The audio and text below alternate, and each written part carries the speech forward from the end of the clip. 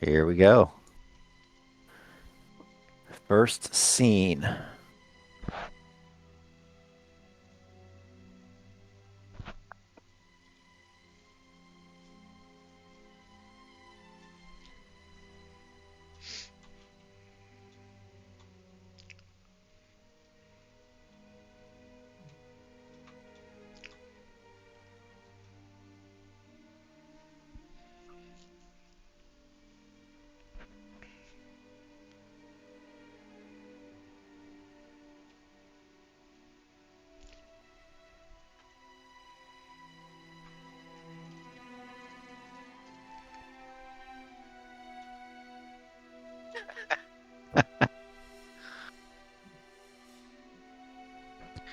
All right.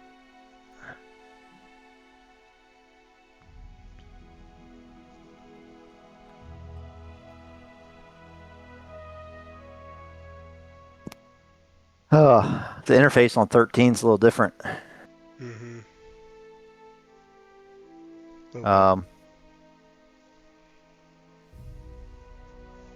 did it show that to everybody? Yeah, I mean, I got it at The least. journal.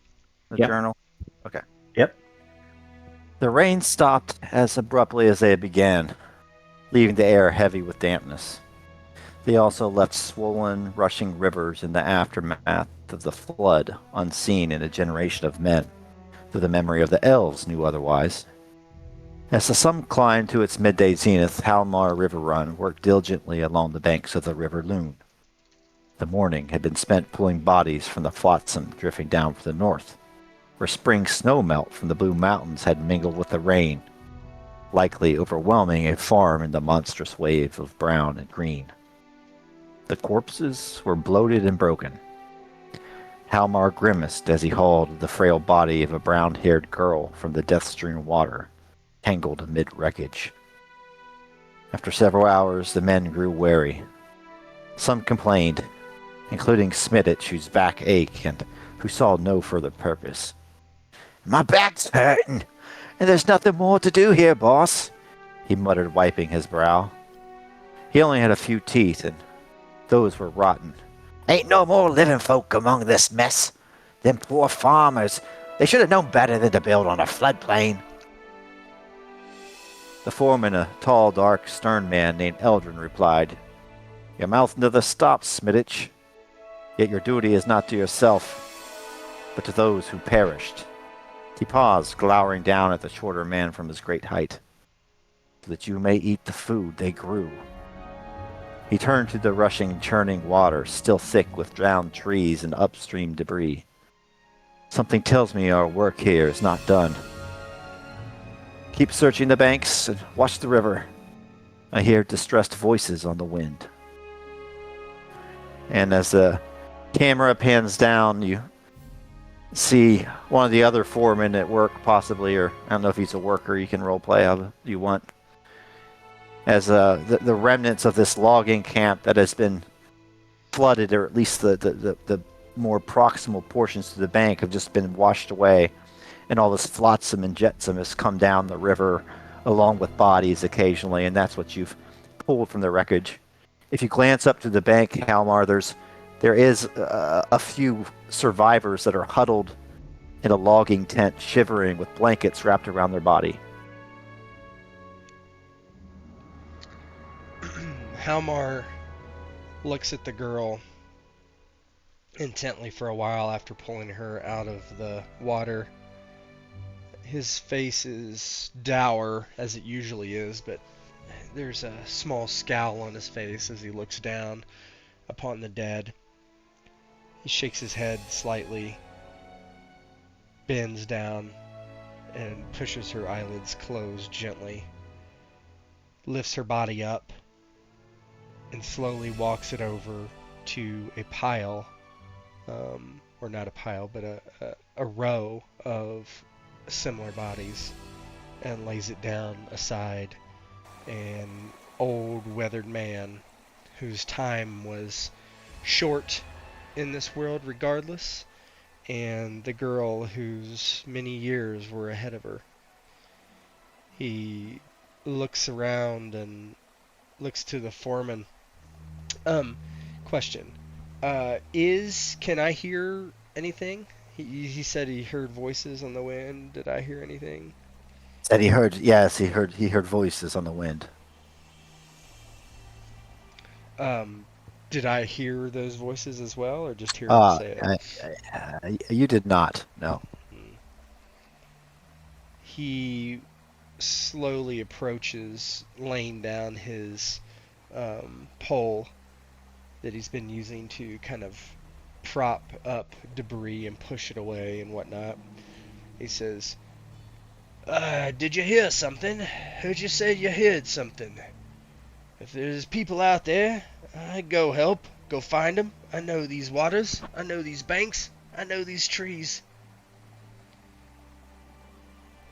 The man turns to you. You know him as Eldrin, and he's tall and dark and has a dark beard and pulls back his hood. He kind of groans as he lifts up a big log and says, "Perhaps it was just the wind, Halmar. Or perhaps my ears are somewhat younger than your own. Still, my eyes struggle to see clearly in this water, and the downpour has made me wary. I do not trust the hope that there should be any more survivors, but I do not want to quit.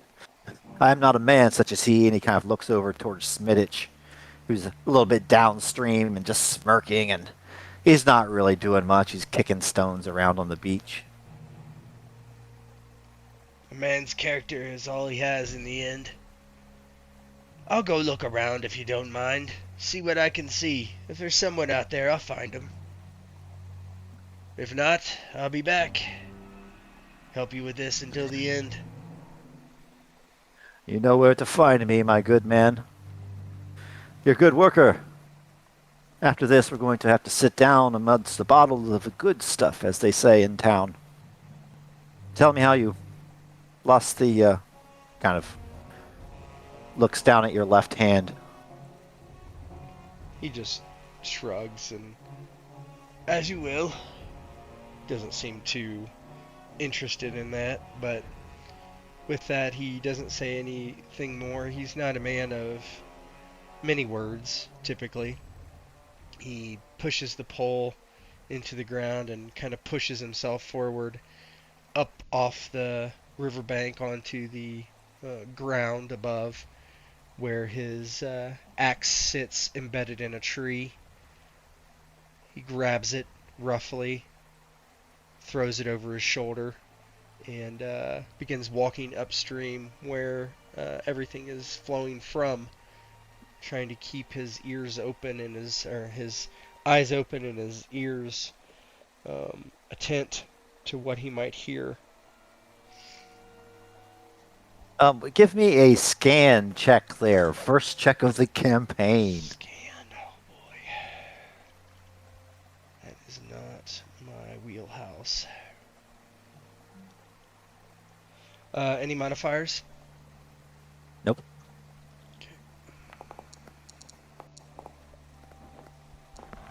Okay. That is a fail. Yes, it is. Tell me what it looks like as you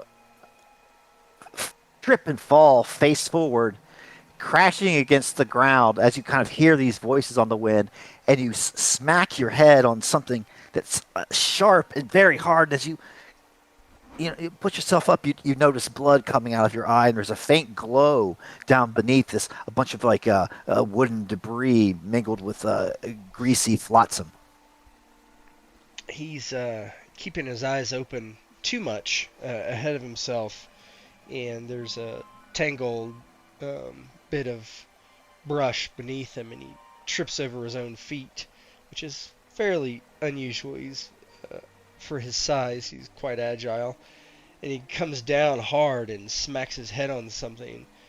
Oh! And he reaches out, and what does he see? Like a blue stone, like this is depicted. Yeah, and suddenly it's like this. You feel kind of invigorated as this blue light just rushes up from this thing. And you failed the scan test. Give me a wisdom test that is ill-favored. Okay. Wisdom. Well, how do I roll straight wisdom on here? Just click on the text. Oh, on the Click on- text, okay. Yeah. Ill-favored, so worst.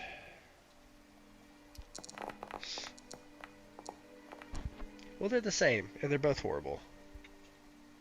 So give yourself 2 shadow points. Oof.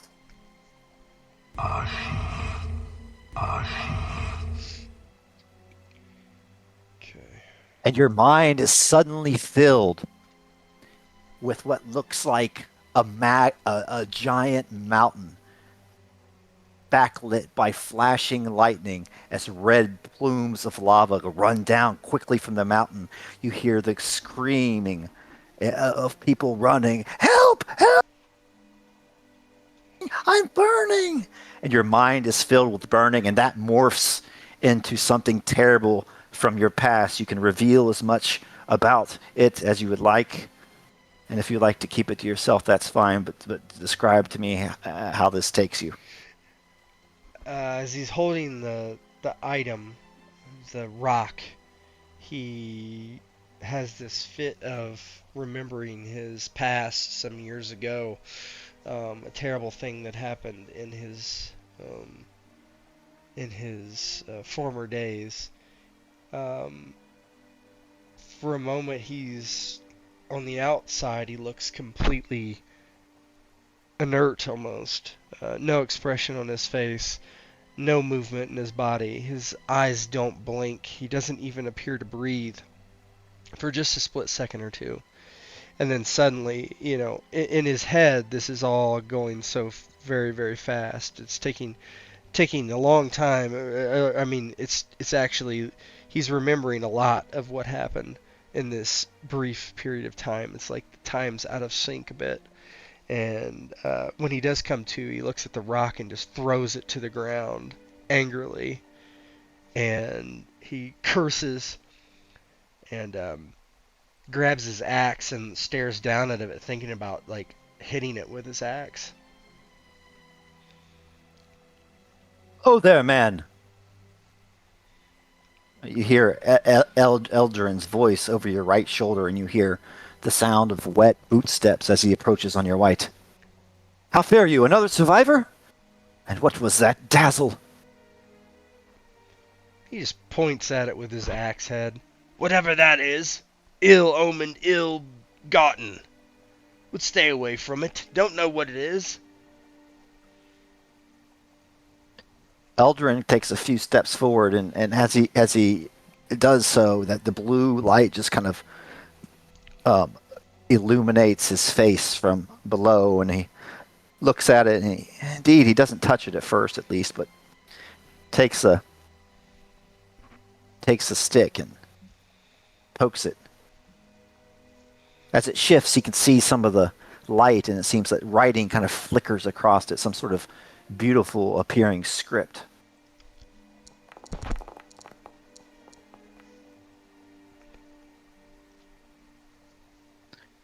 I know the script, but not the language. It is elvish. It is of no harm. He reaches forward and picks it up. Hamar, but nothing seems to come of it. He seems just look at it and kind of hold it up to the light. What has gotten into you, man? Such a fright. He just looks at him blankly. I saw what I saw. You can take it. Take it to Kierden. See what he says. I won't touch it. I don't need it. I'll keep looking for people out here. That's what I'm doing. Not looking at fancy rocks. As you say that, Eldrin looks as he's in very deep thought, and Smittich kind of comes up on your left. What you found there, half-hand? I saw that blue flash from 100 yards away. Give it here. He kind of reaches for it. I don't have it. Eldrin, and he kind of pulls it away.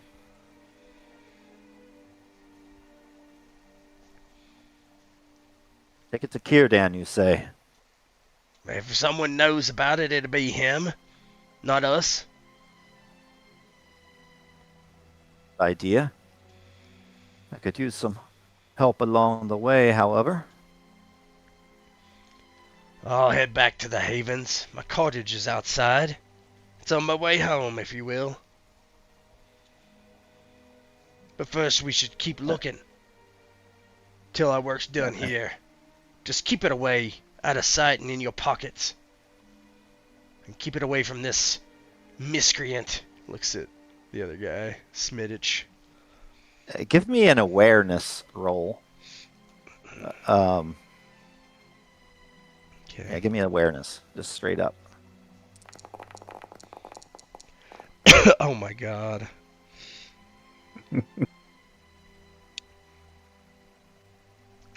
Even as you say that, Smittich just lunges at Eldrin, like starts tackles him, and they start wrestling on the ground, like wrestling around in the water. What do you do? I would. So, Halmar, once like Smittich, he just like walks up, grabs him by the back of his shirt and the scruff of his neck, and just pulls him off roughly. Or you would attempt You throw to. him off, and Smittich looks at you and just like scampers away into the woods. I don't know what's got into that man.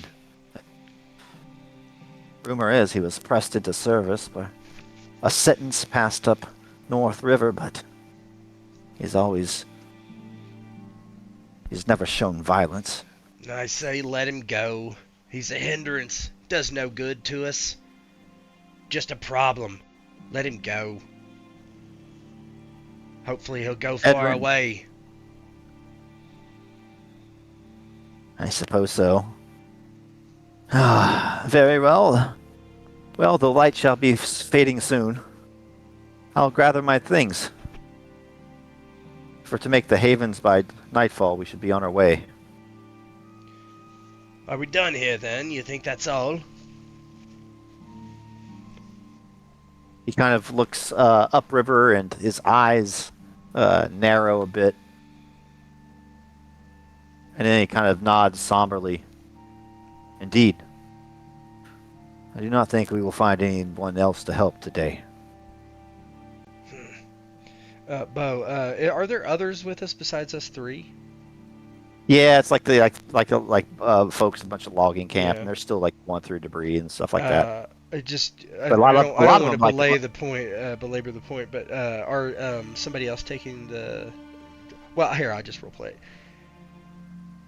You need to lay these people to rest somewhere. Can't just let them rot outside. They need a proper burial. Someone to say some words over them before we go.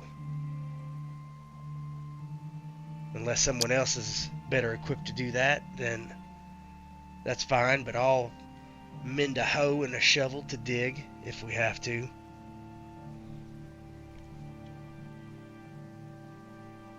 Indeed, says Eldrin.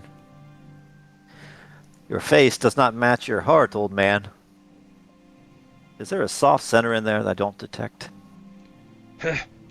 Just a soft belly. And he smacks his belly a couple times.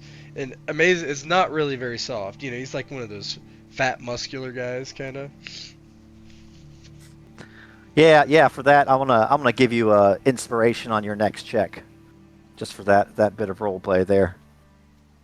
So tell me what it looks like as they spend the next hour or so, gathering folks from the gang and digging a grave and laying to rest the bodies. Yeah, I mean, he uses his, he takes a shovel, a hoe, whatever's needed, and helps dig the bodies. And someone more eloquent speaks on their behalf as they're laid to rest in these woods. But he stands somberly doing the work to make sure that they have a decent burial, make sure they're laid to rest deep enough, that sort of thing.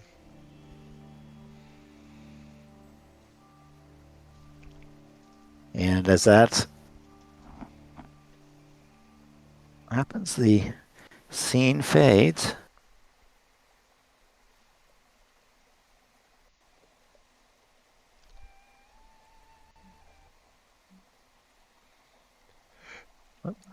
Oops.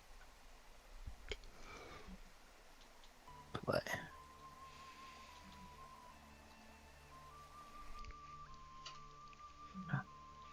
I don't know if I like having the vertical bar with all the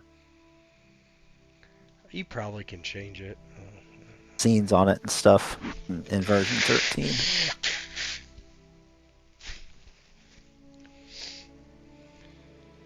It's like a nested folder, so it doesn't get so Yeah, out of control yeah. at the top. I'm sure I'll get used to it pretty I soon. usually just toggle There we go. navigation. Oi! You see him? Yep. All right, let me find my journal here. Mithlond Harbor.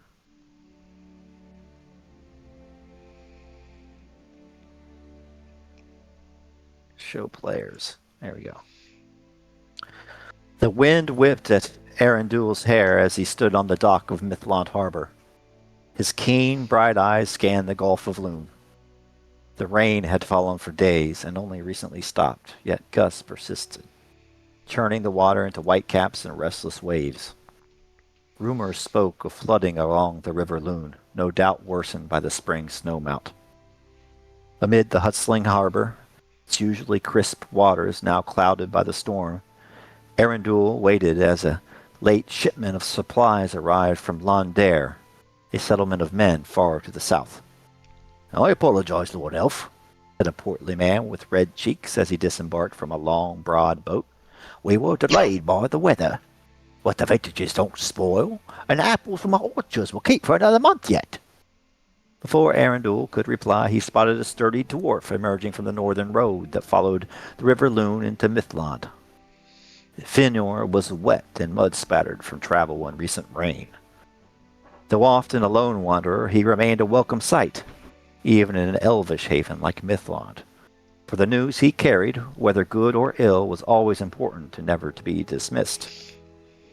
A dour mood set heavily on Finor's face. Not only had the leagues been long and the journey slowed by foul weather, but he also brought tidings of strange and fell men prowling the banks of the bay and the river, along with reports of goblin incursions into the northern reaches of the Blue Mountains. And I'll let you take that scene away.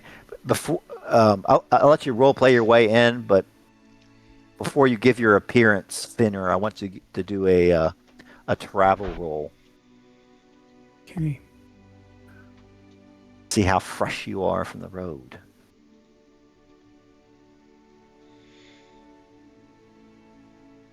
Oh. Only role play.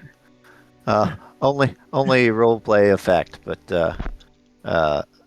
yeah. Yeah. So Finner is caked in mud up to his knees.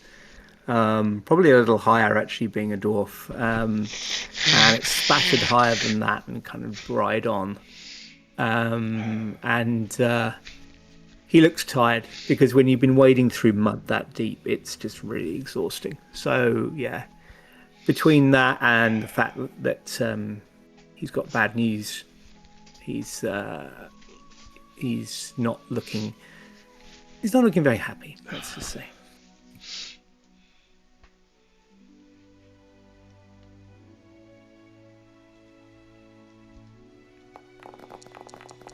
Doc. Okay, and Arundel he'll turn from the boatsman who brought the supplies and dropped them off and assure him, "I'm sure your cargo is very well, good sir. We appreciate your traveling here. We'll see to it that it gets to where it belongs." And he turns and sees Finner walking up, covered in mud, looking somewhat somber, not his typical self. Looks like he's traveled quite a ways, as he usually does. But Arundel looks at him and meets his eyes. His eyes, brighten and widen a little bit, and he barely lets a small smile out of the corner of his mouth as he approaches him. Finral, I hope your travels were well. My travels were long and arduous, Sir Elf. He's a little bit more curt than usual, and unbeknownst to you, he's what's going through his mind is there he is really mud splattered, and as usual for an elf, you're just looking immaculate, and it makes him feel a little bit less, and that winds him up. So it's kind of, without meaning to, your presence is rubbing him up the wrong way slightly, which is not something that normally happens. He's not normally got a problem with elves. And he just seems to sort of catch himself and then sighs and says, "The roads go darker every season. There are... This is a tale best shared over a drink. I'll let you buy me one." And he, a little bit of his normal self comes back as there's this sort of twinkle in his eye and a smile on his lips, but he looks tired. Will chuckles just a little bit at that. Says, "Well, I'll see if I can muster a coin, Master Dwarf." And Much obliged. I put my hand on your shoulder and kind of turn you in the direction that we need to head. As the crew on the ship starts unloading the cargo that I was meeting about. I have a handful of scrolls that I tuck away into a leather bag and sling that over my shoulder and walk with you.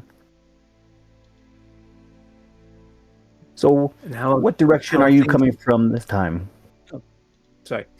I've come down from the Blue Mountains. It's, as you know, once a year I make the journey from the eastern realms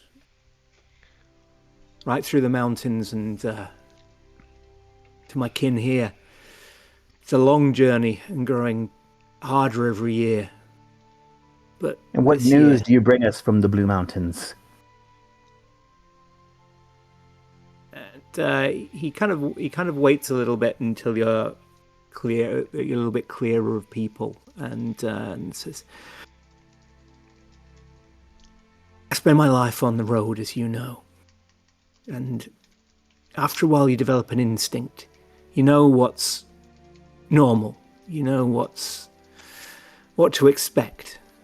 And like I said, things are darkening. Around here, well, up in the Blue Mountains, there's..." And he kind of pauses, thinking about how he's going to phrase it. And he says, "I've seen men on the road.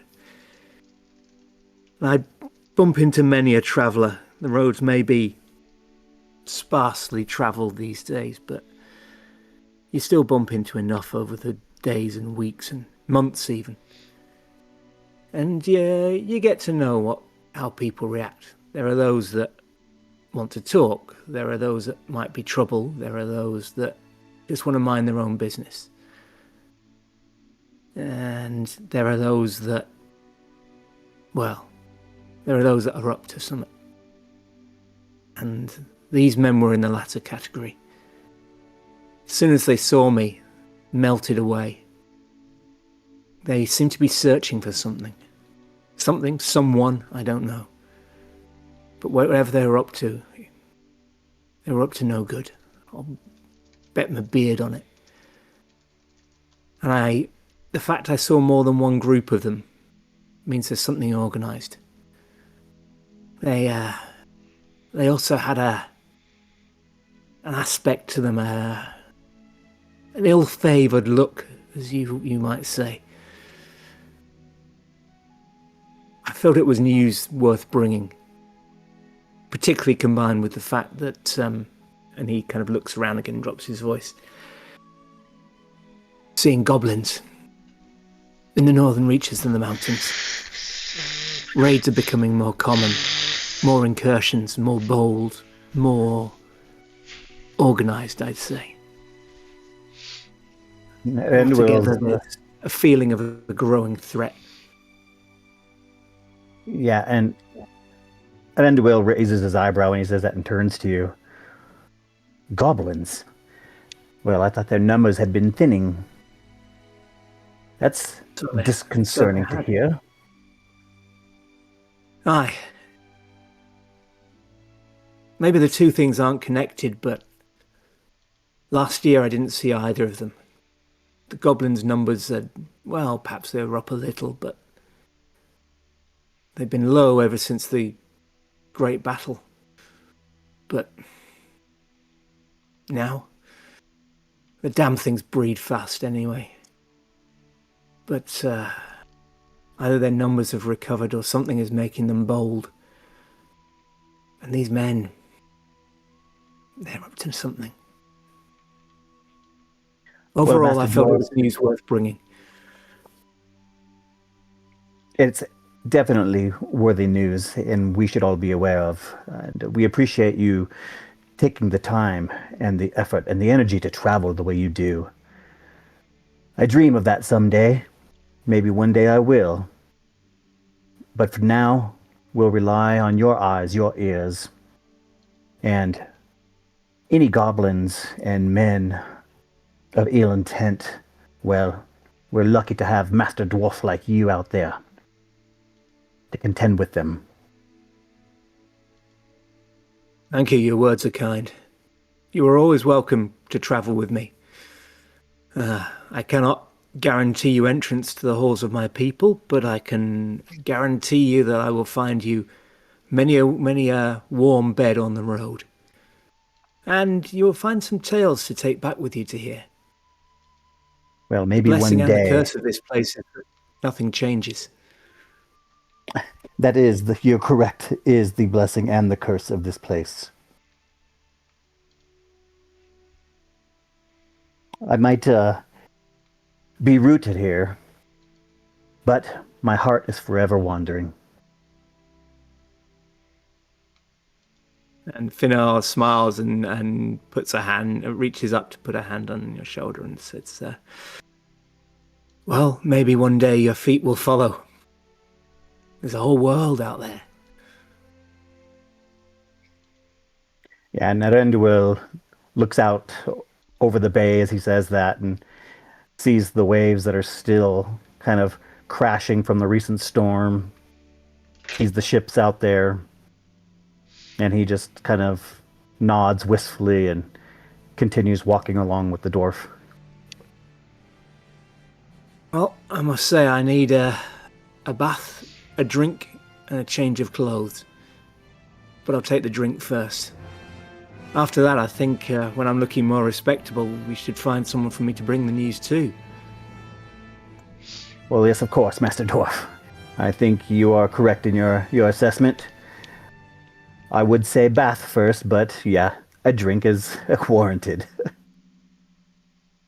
Finno chuckles at that.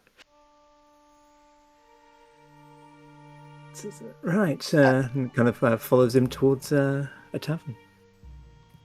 As that happens, Arundel, it's as if you were struck by a brick in the head.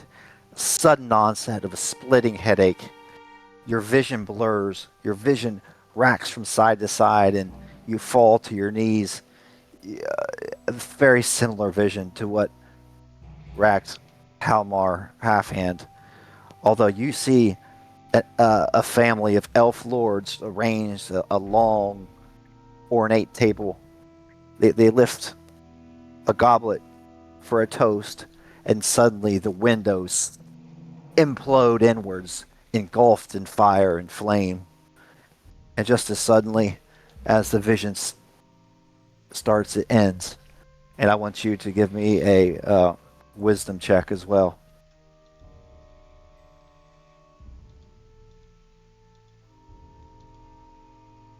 Wisdom? Correct.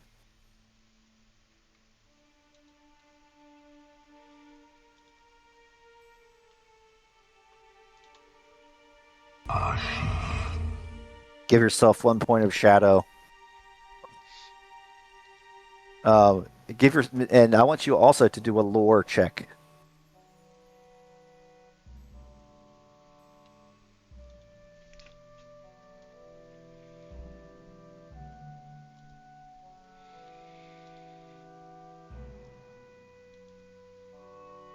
But with an eye.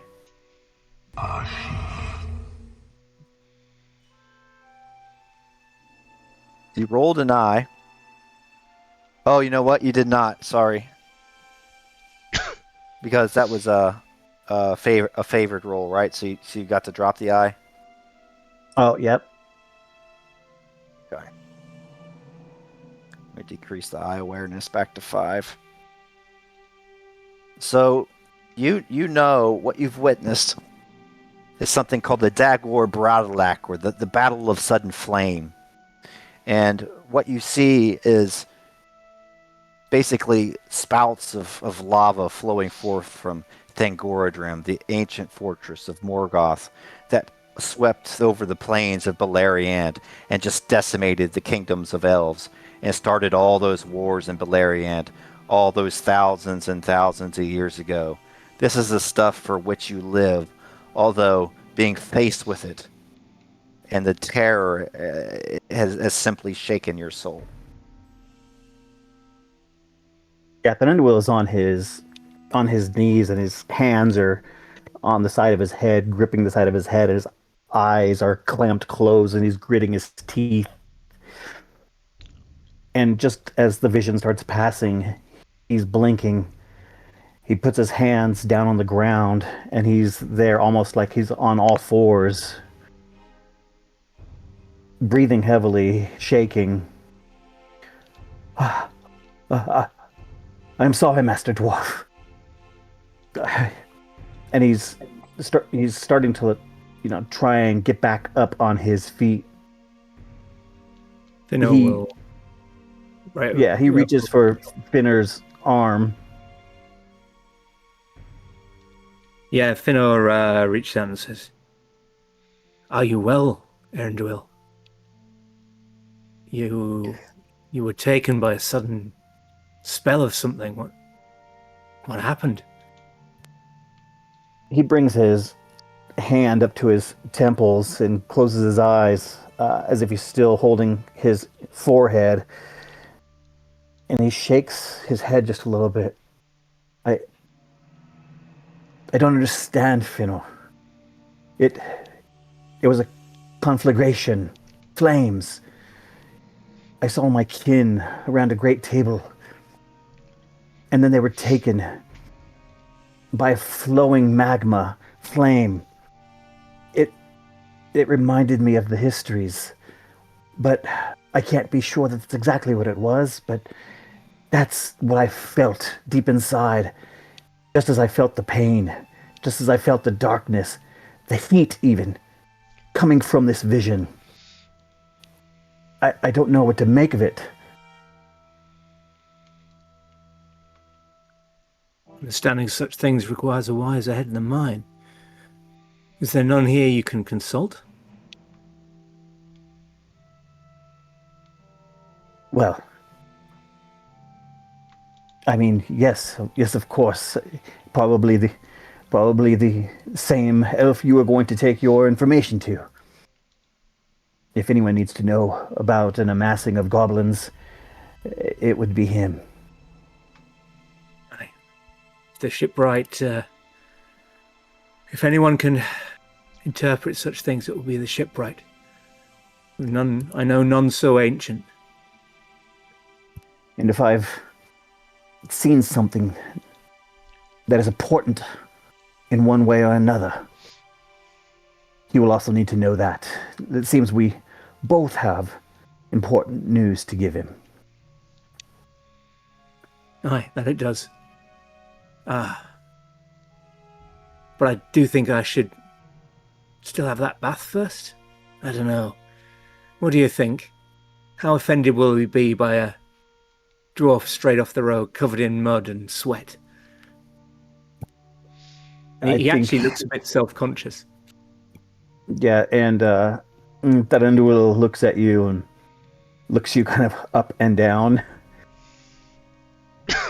Yes, I don't think the goblins will take us this day. You have time for a bath, Master Dwarf. That is probably for the best. Where shall I meet you? He looks around and he looks towards the like social house we were heading to, and he points at the social house and says, "Meet me there when you're ready." That I will. Okay. And then Finor goes off in search of a quick ale and a relatively quick bath. As you're departing, both of you guys give me awareness.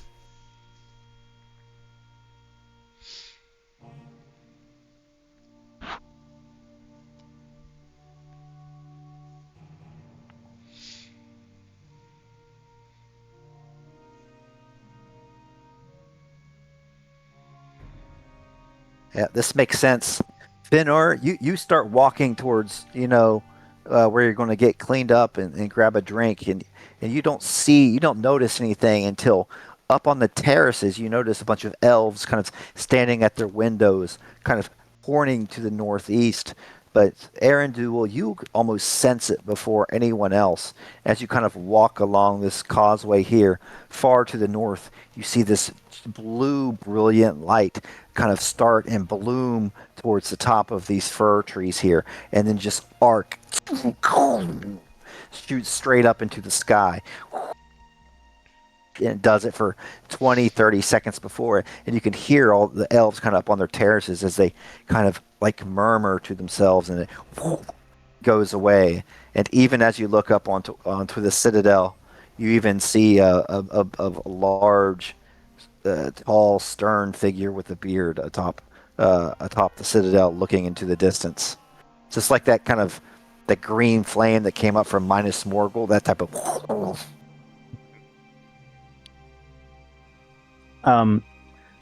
Arundel, as soon as he sees it, he looks up and sees the other elves who also notice it, and he quickly darts his eyes towards Finor to see if he saw what he just saw as he's walking away. Looking at him, disturbed and just really perplexed. He's obviously not seen anything like this ever, and he looks across at Arundel and says, "What was that?" I would not pretend to know, Master Dwarf, but I think your bath better be fast, because we have some news that we need to give the shipwright. The shadow shits in my path again. And he goes and stomps up grumpily towards get the bar pass. Is that episode title for the opening?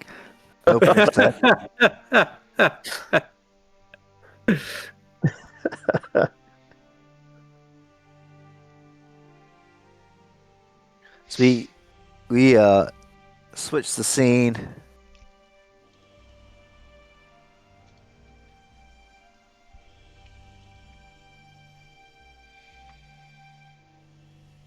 There we go.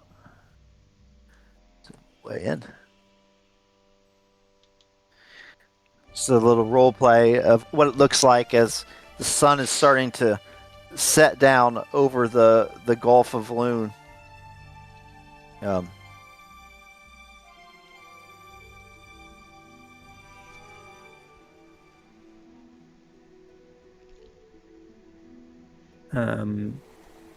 The sun start. Oh, go ahead. Yeah, sorry, I was just gonna say by then I presume Finor's actually finally been able to have his bath, and he's got some quite respectable clothing. He's going to be in by then.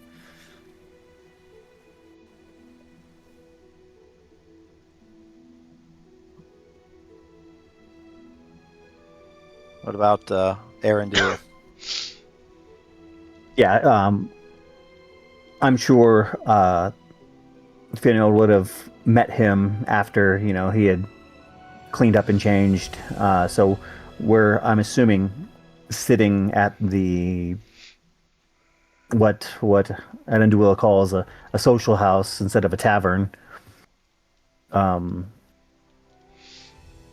as they discuss their need to, go relay this information of what they've both seen. So, how does one go about getting an audience with the shipmaster? I don't know, Bo. How do we do that? Well, as you say that, as you are taking your time on this, you hear a big kind of commotion outside the social house as a bunch of elvish, what they look like messengers, start to march past the door, seemingly heading up the road. Do I know any of them? Do I know any of them? Messengers, I might have run into them on the road. Yeah, you both do, I think. Yeah. Do some world building. They give me some NPCs and stuff. Nice. I'll call out to one of them. Yeah. You got a name generator or anything? Well, Here we go. It's not the Frankish name generator, but it will work.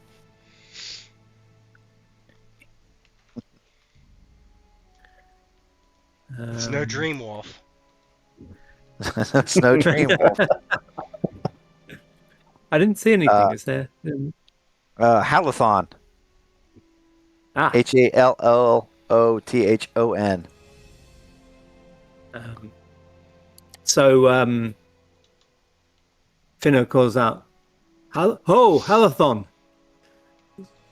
Where might you lot be going to in such a hurry?" Halathon stops. He has two younger elves with him, and as he stops, his eyes kind of fall on you, and he rubs them. And do my eyes deceive me? My good dwarf! Finor, you clean up very nicely. You should try it more often. And your beard, I dare say it looks combed. No grease, no fat. It could use a braid or two, but otherwise, I'm very impressed, Lord Dwarf. If I look this good this often, Halathon, well, I'd just be showing the rest of you up. And he gives him a big grin and then goes over and clasps forearms with him. And says, I have news. Do you think, do you know where Indril? I do. Erendwell and I would just have a mutual friend, and we've had a long acquaintance, and well, I was telling him of it when whatever happened in the sky happened, well, I think my news bears repeating to the shipmaster if he'll hear it. What? You too? Visions of rivers of running flame, blood-curdling screams? Not but it's crossed. And Aranduil looks at him when he says that. He says, "Yes, kid. It's exactly what I saw. In my vision, it's piercing my head, causing pain like you would not believe. I fell to my knees even. Held my head between my hands. I couldn't move, I couldn't see. And it was all our kin, caught up in flame. Did we all see this?" All of our, and he kind of pauses and then looks down at the dwarf and looks very puzzled. Halathon says, "Yes, all of our kin, but the dwarf did not. Odd that. Needless to say, Lord Círdan has tasked us with traveling north along the riverbank, and the others have gone south, east. There was more than one of those red gouts of flame. Did you not see them all?" I did not. I saw one flash after I stood up, after I recovered from my vision. A flash that overtook everything and ascended into the sky and then dissipated, and I don't know what it was, but if you were all going that direction, I don't know if we should join you. Have you spoken to the shipwright yet? Indeed we have. The word has gone out through the city. If you saw one of these things, then we are tasked to pursue it. Do not tarry, make haste. Come now, enjoy not overmuch your ale, dwarf. You are a traveling companion, no? And Finor drains his ale and puts it down and said, "I will not tarry over my ale," and smiles and says, "The news I have to bring is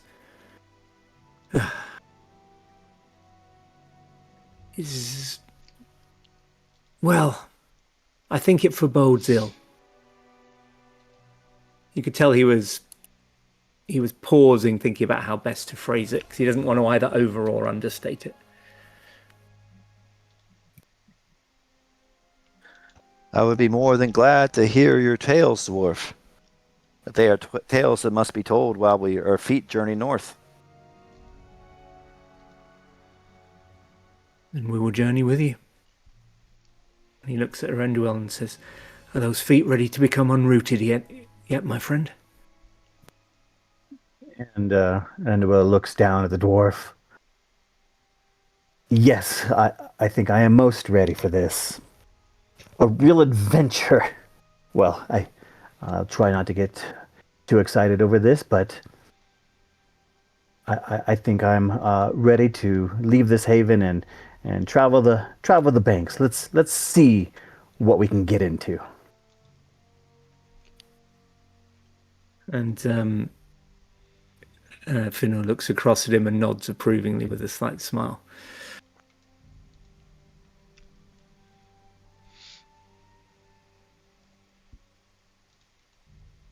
Scene fades, and now we find Halmar and we find Eldrin along the forest path. We could say probably kind of like treading. See all these mountains all the way back here. It's probably a half-day journey into Mithlond, into the Grey Havens, and so they are kind of walking along the path and making small talk. Whether Eldrin or Halmar has that blue shard. I'll let you decide, Halmar. But Halmar wouldn't touch it again.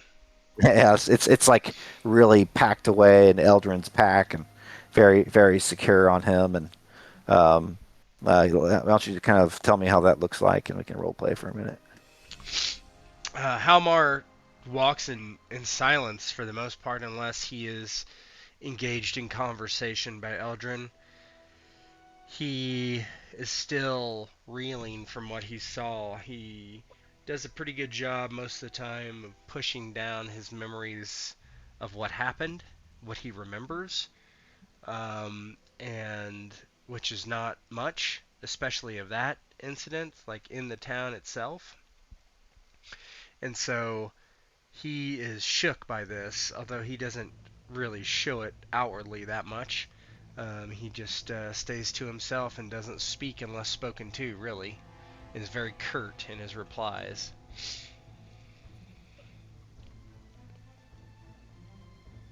You're a man of few words, Halmar River Run. I am as well, but this journey is long. What we have just dealt with, it befuddles the mind, though I have my theories and thoughts. How recently have you been at the camp? With these guys, probably several years. Okay, yeah, the Eldrin is new then. Probably he's been there for like the past month. How did you come to this house, to the camp, Halmar? I'll ask you directly if you will not volunteer your words. Many toils. I came from the east. I'm originally from south of Dale in Bardtown. A long way from here, east of the Misty Mountains. A long way indeed. Many leagues and many dangers. Greenwood the Great, once known as Mirkwood, mountains filled with goblins and worse. Why did you Fought in the migrate Battle of west, my good Five man? Armies, and afterwards left that place. Oh, I see now. And he kind of looks down towards your hand. A wound from the battlefield, then. He doesn't respond, he just kind of grunts. Keep your secrets. Does he give me that little side eye? Little smirk? He does. He does. Very well. Keep your secrets. And he says, but your eyes, it looked as if you had seen a ghost. They're wide as saucers. The What I script said that I was saw true in this when I elvish. touched the stone. It brought up foul memories. Ones that I do not wish to discuss. Your own memories. I believe. It is unclear.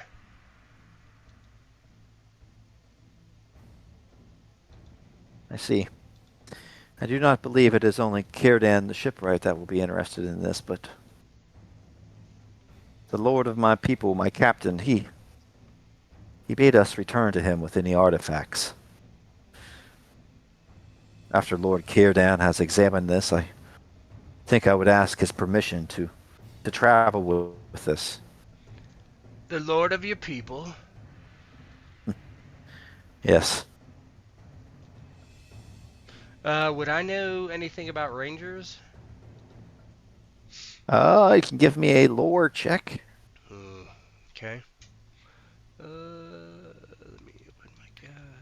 If you Can I feel open it yourself, from- if you feel you've been I well don't have a traveled. token on the feel, stream, so can I open it from the... yeah.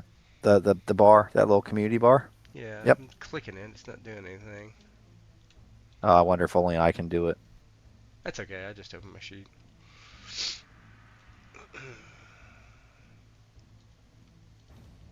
Lore. Straight up. You're well traveled. Give yourself a 1D. We'll try all the different mechanics tonight. Jeez, oh Pete. These guys, you know nothing about them. Yeah, It looks like you look like. Nay, You're the same as me. Haven't actually succeeded in a single roll all Nope. session. Nope. do not cast your eyes downward, man. My people are ancient and have passed out of memory and only written in stories. I realize now I must sound grandiose, but I do know some small measure of such things and artifacts, and that elvish script is a dialect I have not seen before.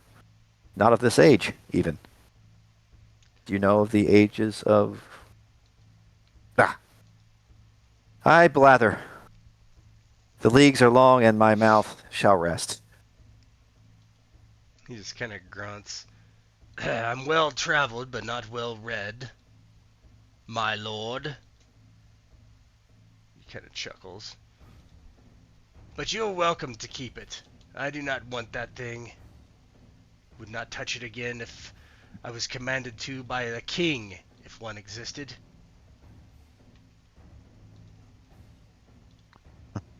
Círdan is a king of sorts. Have you ever met him? I have.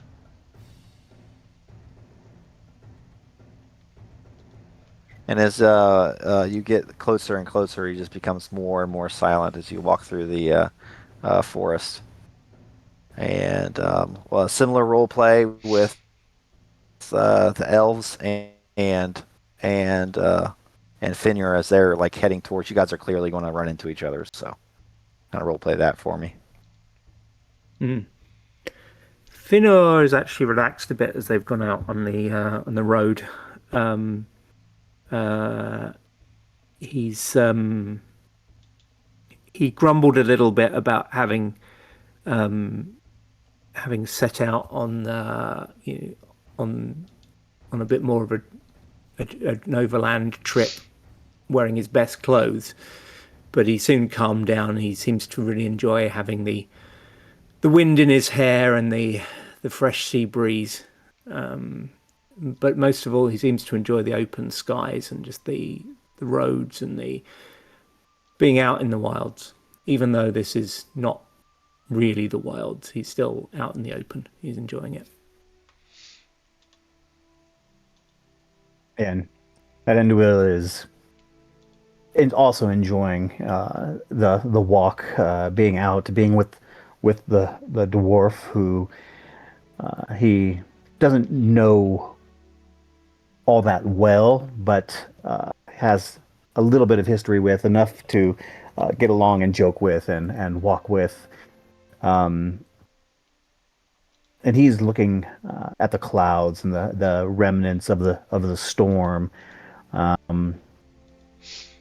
almost in a wistful, kind of reminiscent way. It just the gloominess and the wind just makes him feel a certain type of longing and peace at the same time. Being out there, that just makes him feel peaceful.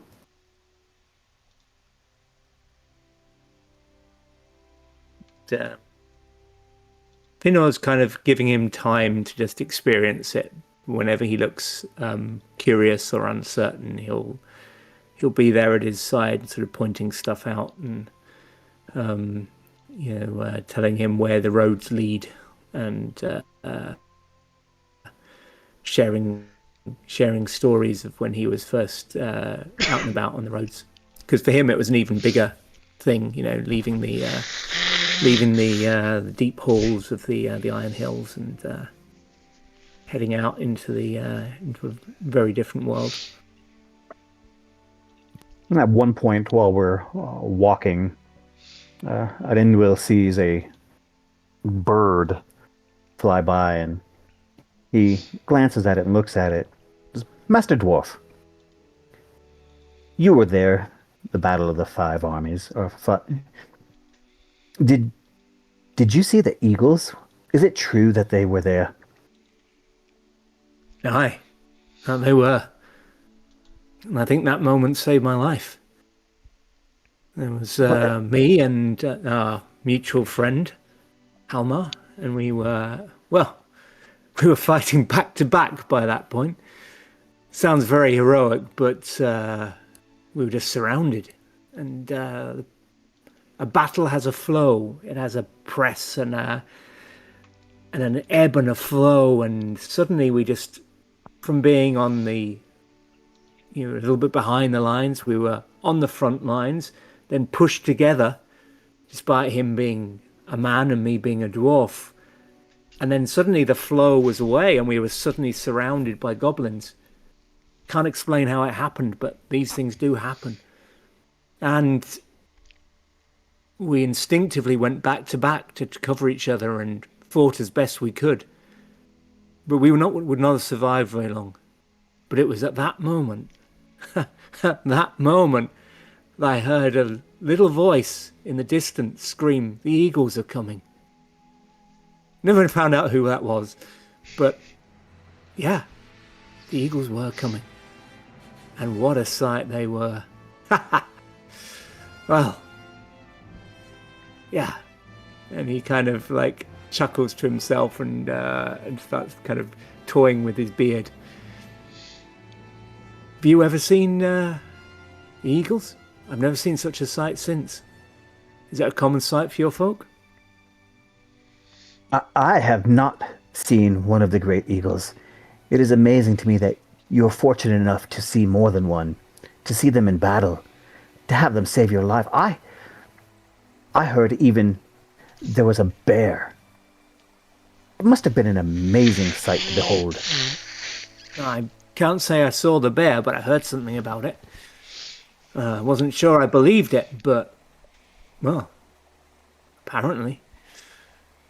Yeah, it was quite something. I think at a distance, it no doubt sounds very grand and heroic, but, well, a battle when you're in it, it's... How do I describe it? There's chaos and fear and a desire to live through it, and if not, to die well and to save those you care about. It's my remembrance of the battle is a little patchy because so much of it was just block, parry, strike, move on, stumble. Surviving from moment to moment. There wasn't much time to look up and look around. Even the eagles, I just caught glimpses because their arrival allowed us to pull back to our lines, but we were still fighting for our lives until the goblins fled. Well, it was very much about the goblin in front of you and the man at your side. Can't say it was that glorious in the middle of it. Yeah, and Arendil looks down at the ground at his feet while they're walking along, then glances back up into the sky as that bird is flying off into the distance. Well, I agree. I do not envy the loss of life and the sheer sadness that must have caused everyone involved. That is never a good thing. But the sights that you beheld are experiences that I'm sure you'll never forget. For that you're lucky, if nothing else. It's like those clouds up there. Well, sometimes they bring storm and rains. They still do part and allow the sun through sometimes, and there is beauty in that. Spoken like a true elf. And he smiles and claps him on the shoulder and says, "Aye, there's more poetry in your soul than mine, my friend. And perhaps that is a good thing. Yeah, I think I'm sometimes too keen to see the mud and the blood and the struggle. Sometimes it is good to look up and remind ourselves of the wonder." And he looks up for a little while as they walk, and looks at the clouds, and then kind of stumbles over something and says, "But I suppose we must not neglect the world at our feet," and chuckles. And Arendil smiles. "No, Master Dwarf, we must not. Let us continue our journey."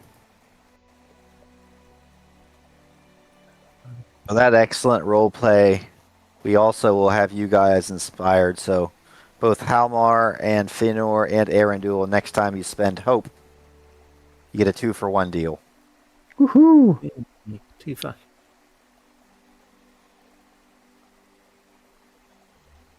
And you turn a bend in the forest, and you hear a voice that's Eldrin's goes, "Come on, Halmar, just one jest, one joke.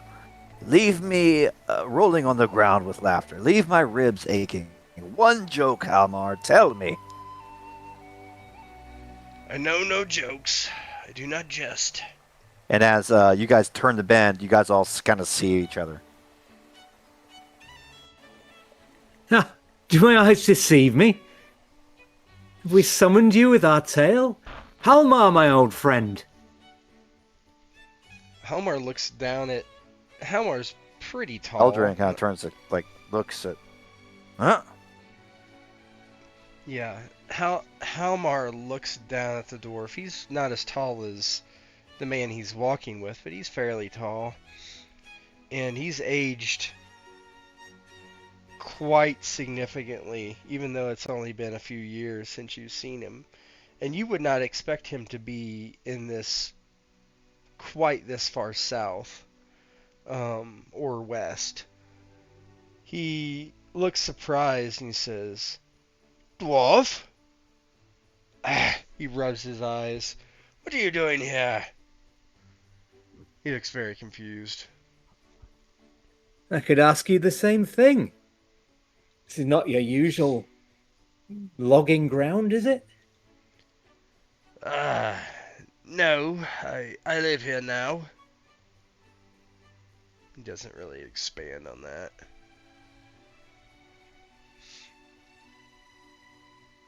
Ah. You know Erenduel, I believe? I know the elf. Still looking for your adventure. I see you outside the walls of the Grey Havens. And Elendil nods and smiles. Good to see you out here, old soldier. Not good enough. Well, if you follow this one around, you definitely will run into some adventures. Perhaps ones that you will not wish for when it's all said and done. But ones that will give you good tales to tell. Aye, good tales indeed. And this would be Eldrin's only seen him, he's never actually seen him with any sort of mirth whatsoever, and he seems pretty pleased to see these two, particularly the dwarf. I just can't believe you're here. I did not know you came this far west, ever. These days, yes. About once a year. To my kin in the Blue Mountains. The world grows darker and the roads are longer than ever. It's not easy to get word between the eastern and western realms of my kin. And it needs an intrepid soul such as I to carry them along the roads. And he grins. A dwarf that enjoys walking. Quite the job security, I would say. Not much on the way of skills. Now that's uncalled for. He gives him a little grin. This is talking of skills, though.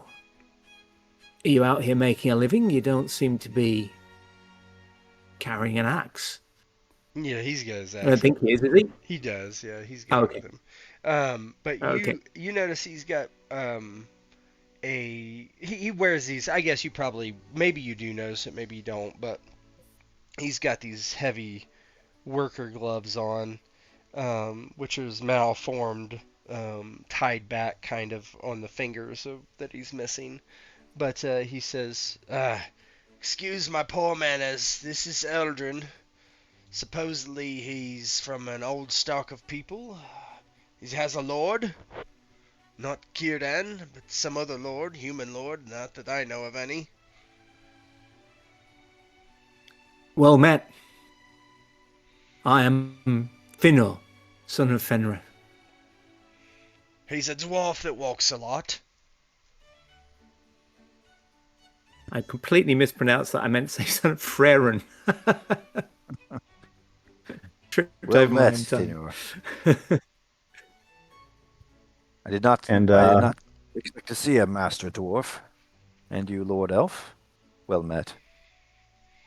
Eden will nods, gives a slight bow of the head. Well met. I met Erenduel of the Grey Havens.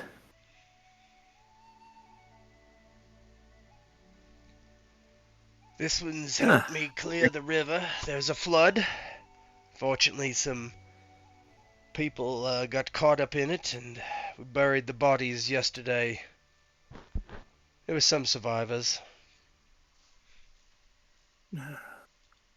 Sorry to hear that there were so many losses. Tell me, did you see a great flash of light in the sky? You mean the sun? Yes, I've seen it a few times.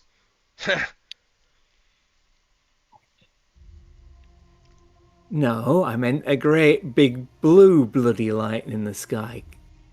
And he kind of rolls his eyes a little bit because he knows what Almar's doing. And he says, surely you must have seen it, even here amidst the trees. I saw nothing. Did find a blue rock. Gave me some bad dreams, if you will.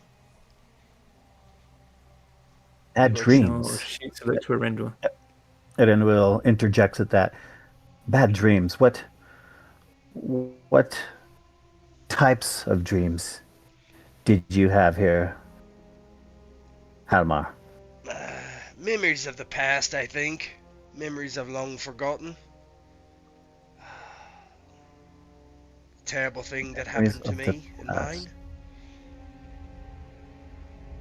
mine. You, to your kin. Yes, to my kin. He has it. I told him to keep it. But we were taking it to Kieran to have him look over. This one's a scholar. You might want to let him see it. He certainly can read that elven language on it. There's elven language on it. You found a rock with elven language on it. I This would is what he be said. most delighted to take a look at it. As he does that, Eldrin kind of gets it out of his pocket and starts to hand it to Arendul. But as he says that, everybody give me an awareness check. Awareness. Okay. And I'm carrying on my pattern here.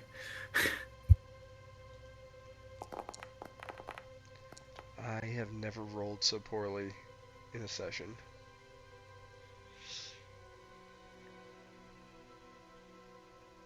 Never. Not that I can recall. Number one characters, baby. Basically. I mean, I had like Yeah, he I had a starts ton of dice. Just suck. as he starts to hand over the shard. You hear a voice, and you hear a voice say, "Not so fast." And then three of you arrows just stream from the woods and hit you guys. So everybody that did not succeed, they do not get to shoot a volley, and they do not get to act during the first round of combat. So Do you still get to pick a Somebody- stance or whatever? yeah, yeah. We'll get it started here. Somebody roll me a 1d6. See how many more of these are here.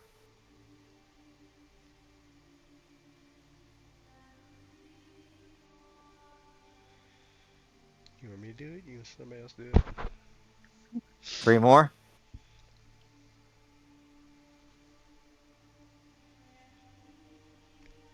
I think we'll just take it in turns when he needs it.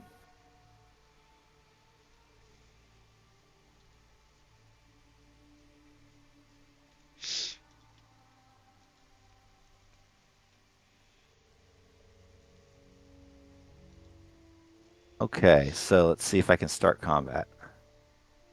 Create encounter. So I marked everybody for combat. Let me see if I can get this right, boys. Better music.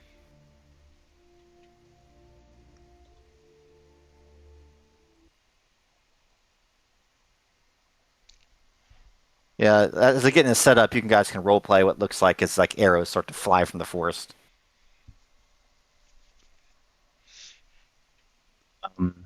Yeah, Elendil, as soon as he hears the first guy come up behind them, and the arrows start to fly out, he hears like a snap of a twig, and immediately spots them coming from the wood, and he rotates his shoulders and dips backwards just in time to dodge an arrow as the others come out and surprise our group.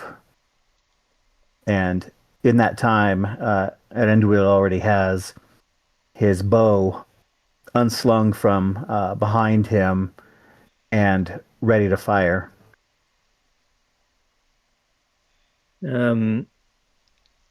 Finor is caught a little bit by surprise, but he already has his helm on. He starts reaching for his axe and his shield, and also simultaneously trying to get between Erenduil and the approaching men. He's trying to do quite a lot at once, so it looks a little bit disorganized. Zip, zip, zip. The arrows start to come in. All right, who failed their test? Me. I think everybody but Me. Doc. You're going to take the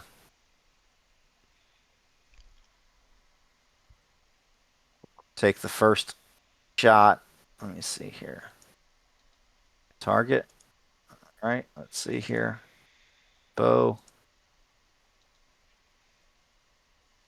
Roll.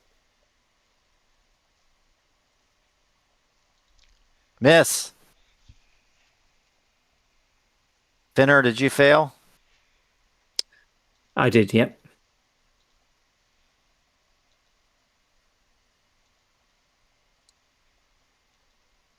Miss. Hey. And Eldrin failed too, right? Yep. Too deep in conversation. He's too deep trying to get a joke out of Halmar.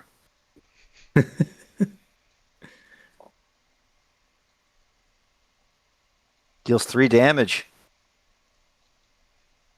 Oh! Boom! An arrow strikes Eldrin.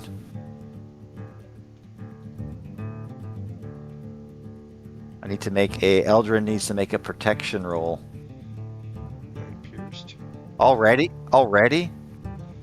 Damn.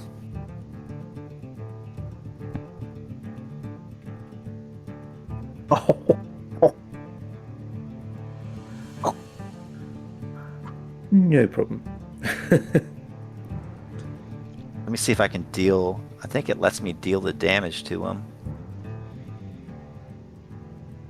Apply damages. It did, nice. Yeah, so Eldrin, you catch a glimpse of like a it's not mithril, but it's like extremely well crafted, like a very faint shirt of mail underneath his cloth that like only somebody that knows what he's doing would probably have, Halmar. And so the arrow kind of deflects off of him and knocks him back, but doesn't wound him greatly. And Eldrin says, two arms! And so for the first round, unfortunately, though, those caught awares are going to have to take an attack as well. Hey, Bo. I So, don't think I would have. Erenduil? I don't think I would have my armor with me. I don't think he'd be wearing a chain shirt. My idea was that his chain shirt was like in a trunk in his house. Like, You can unequip it if you'd like. yeah, I think I should. Unfortunately. Close combat. Eldrin gets skipped. Finner gets Since skipped. I wasn't caught by surprise, can I do a volley? You can do a volley, yes. So what you do is you just the footpad that's right in front of you. Mm-hmm. Click on it, hit T to target, and then make your roll.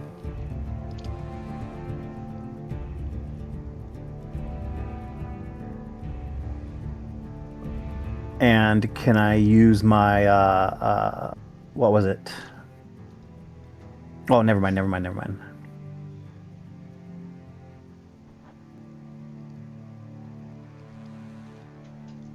3 damage. Footpad needs to make a protection roll. He fails. How do you kill him? Yeah, as soon as Erendil heard the cracking of a twig and immediately saw them coming out from the brush there behind the trees, like I said, he already had his bow off of his shoulders and arrow drawn. And as soon as he saw the person step down onto the path, he released his arrow, and it went straight through his neck, and he just dropped to the ground right in front of him.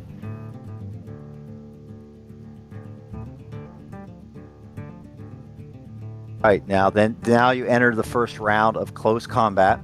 So now everybody picks a stance.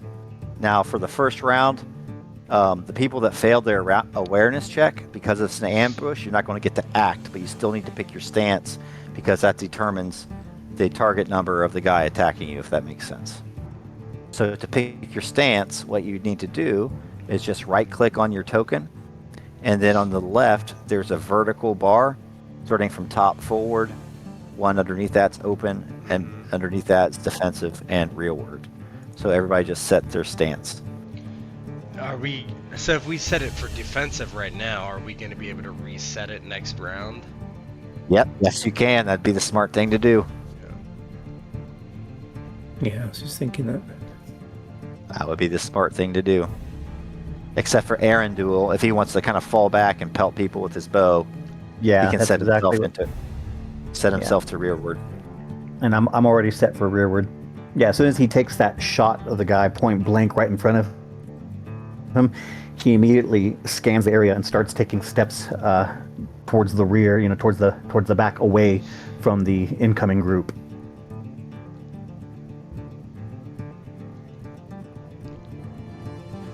And so now we're doing the first round of close combat.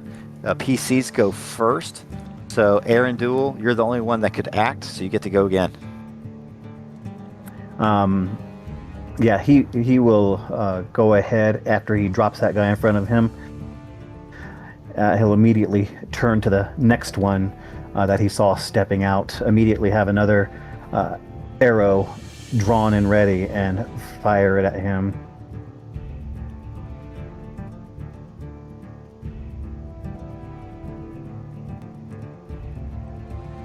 Oh, God. What does that look like as you miss?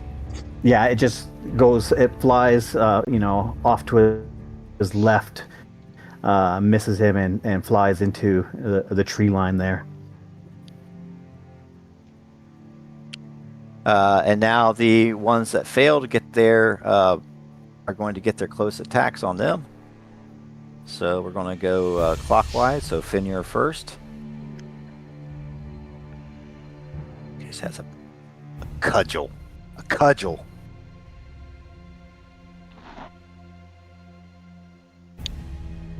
Typical human thug. Miss. Eldrin.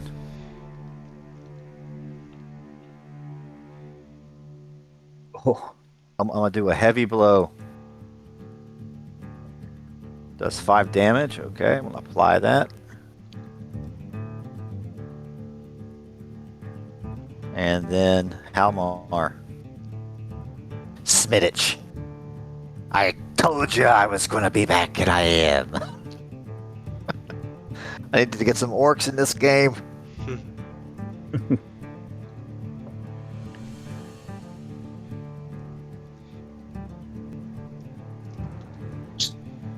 Miss. These two guys here are kind of ranged combatants. So one of them is going to shoot at Halmar.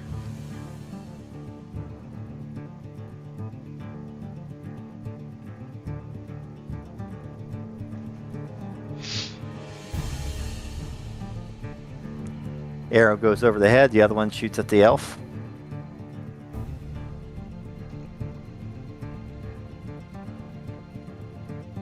Oh, that one hits. A heavy blow. 5 damage. I'll apply the damage. just barely too.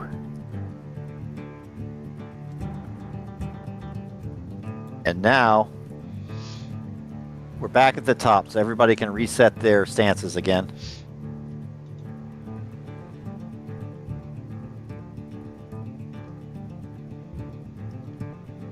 Almar's forward.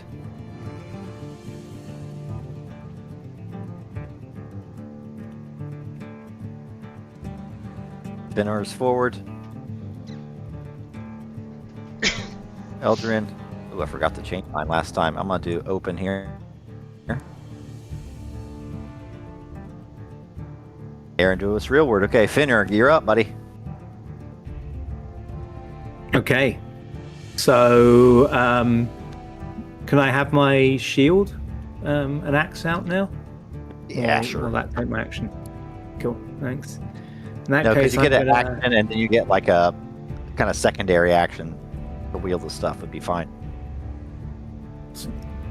Great, well, I'm going to attack him with my axe then. One-handed. Barukaza! Yep, so I'm just going to target this guy. And then... Oh! Ah, now I get a success. Excellent. if I was going to have wait and get one, I'm glad it's now. Apply damages first. Then he needs to make a protection roll. Here we go.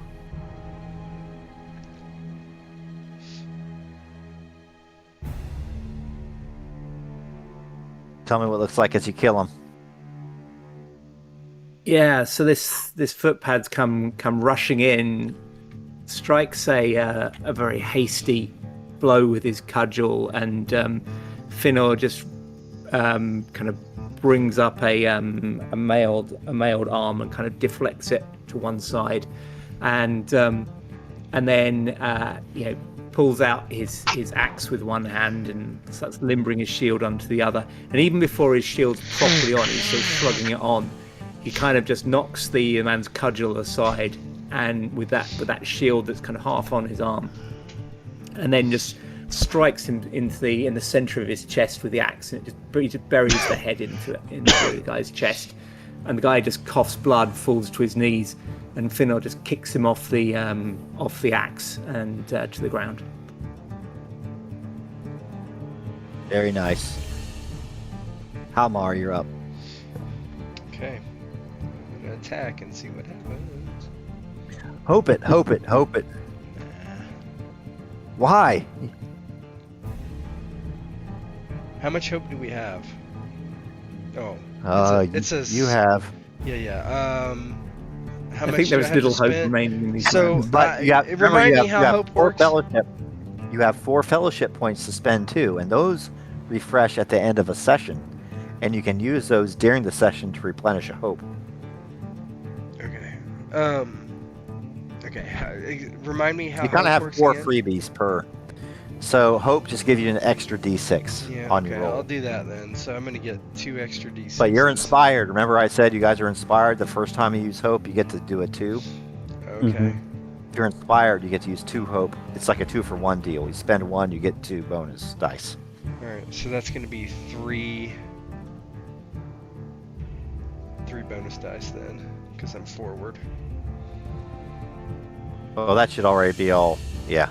Oh, okay, Yep, so I don't that need to do anything for that. The only thing. So I'm gonna act like I'm gonna make a roll on your character.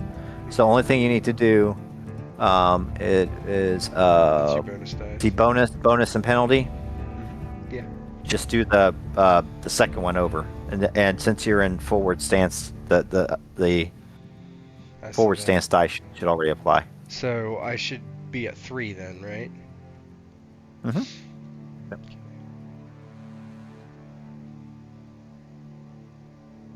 Nice. A great success. What you gonna do, Larry? What you gonna do with that great success? Heavy blow.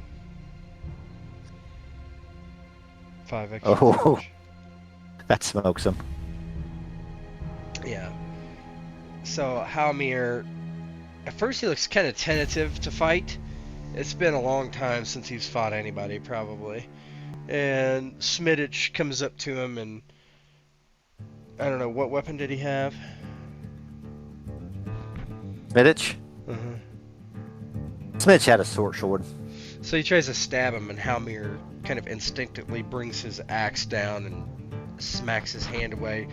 I told you to run! And he takes the hand that has the great axe, and this is a huge axe. He takes it one-handed and just smashes him in the face with his, basically the bottom of it. And then as he stuns him, he just comes down with a huge overhead swing as Smiddich is kind of staggering back, and it catches him right in the clavicle and just cuts in between his neck and shoulder. And Halmir just rips it off and then hits the body with the flat of the blade, knocking it into the stream. I told you! He's just like breathing real heavy. Kind of inspired, Eldrick kind of spins his spear around and like lashes out towards the nearest footpad near him.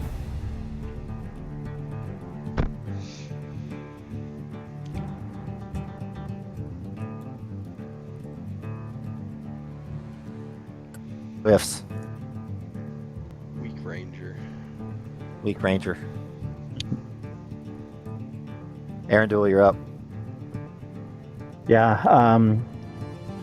Arundel, he killed that first guy more out of a startle response, really, than anything.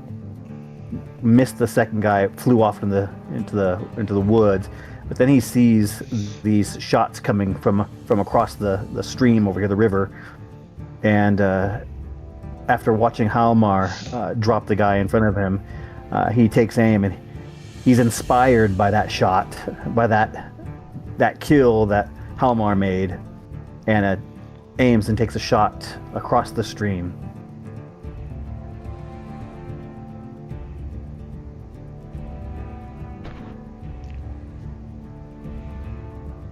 Come on, don't pull an Aglaron. Do you mark inspiration anywhere? No, it's just so when you go to do your roll. So when you go to do your roll, see it where it says like bonus die? Yeah, just do the 2 bonus. 2, yeah, because yeah. Okay. And then also remove a hope. Actually, I can. Yeah. What'd you do? 3? Yes. Kind of weak. What's it look like? Oh, did that get him? Got him. Yeah, he sees him across the way, and he lets the arrow fly, and he can hear it kind of whistling as it goes across the water and hits this guy in the chest. He watches him grab at it for just a second before he just falls backwards and lands flat on his back with the arrow sticking straight up into the air. They got me, Lenny. I'm not dead yet, but they got me.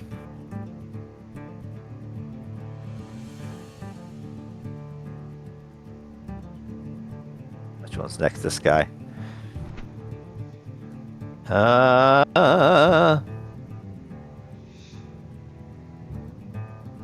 I'm gonna make a roll here, actually.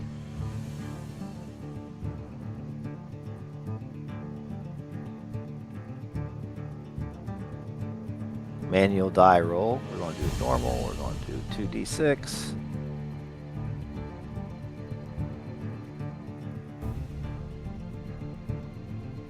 $13.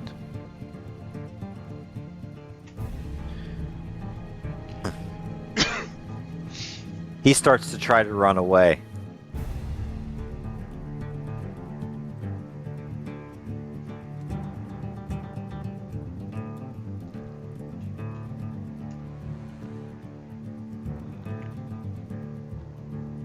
The other two, realizing they're not much in danger, they, where you going, Lenny? Where you going? They shoot towards a random PC.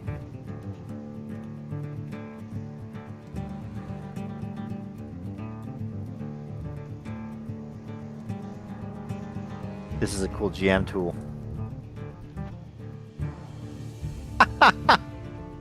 You're still listed as Fenloff on my thing too. I changed. Oh, I thought I changed it. No, like I have a little macro that randomly chooses. And Characters it's got me listed wrong as well.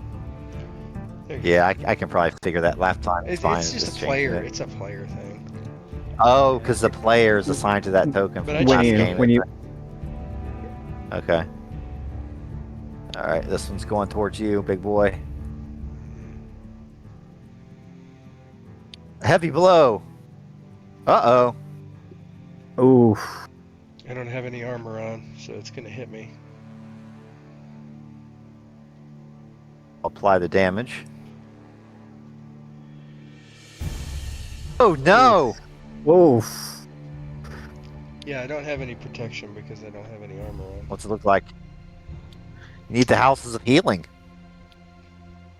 Takes an arrow in the knee. No. The arrow flies across the bank, and he wouldn't be. He was facing that way, so it hits him like almost in the throat, like just a little low, kind of like above his collarbone.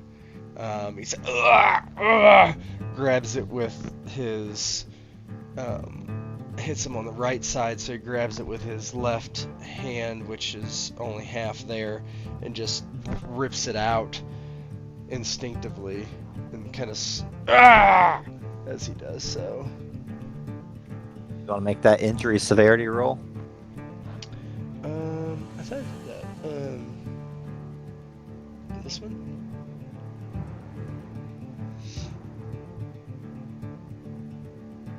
It lasts the combat only. Oh, you rolled a dolph. Yeah. Wow. You're a tough bastard. You shouldn't have roleplayed it in your throat. I know. I didn't realize I had to click something else. Yeah, He is it's all really good. We'll tough. darn it. He's really tough. The other one. Let's pick another one. Here we go. Arnian. Oh, that's a blast from the past. Yeah. This is against the dwarf.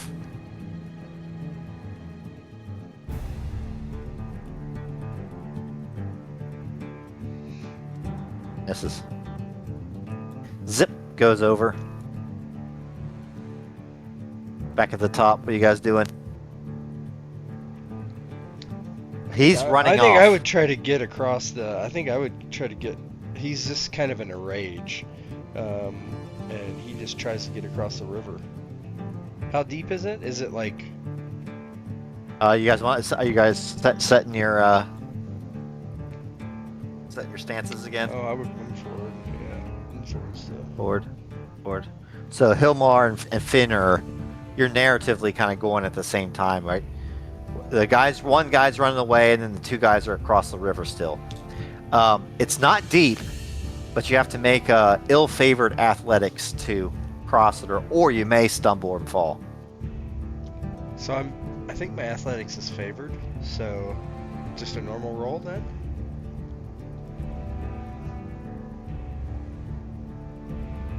Go. Yes. Okay. Yes. They counteract. I'm going to go after the guy who's running off to the other side then. So you get there. Yeah, he's just a beefcake. I'm gonna let you attack level 'em too. Yeah, he just kind of wades through. He's like, "I told you," and he's like bleeding out of his chest, we'll say, his upper chest, and he just takes a big swing down at the guy again.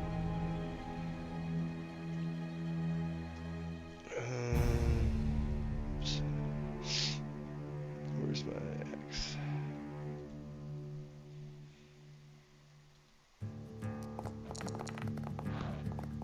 No. He's already kind of backing up, and you kind of maybe slip on the riverbank a little bit, just fall short. Yeah. Finner. I'm going after this guy over here. No, please don't hurt me. You'll kill him in cold blood. I'm not gonna kill him, but what I will do is I'm going to reverse my axe and knock him out All right. if I can. Cut off his ear.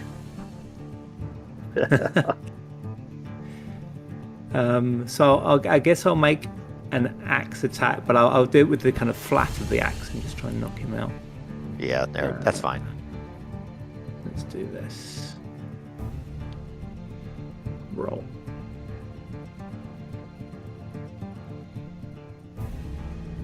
Just. It's a narrative you knock him down though. Because he has I think he has 2 endurance left. Yeah, so he's down, falls on his ass. He's got mud on his palms. He hit his head, some blood streaming down his face. No, Master Dwarf, no! I'm so weak. Throw down your weapons. Eldrin drops his great spear and lines up one of those assholes on the bank and lets loose an arrow.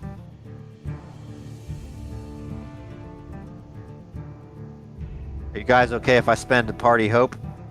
Yeah, that's fine. Different.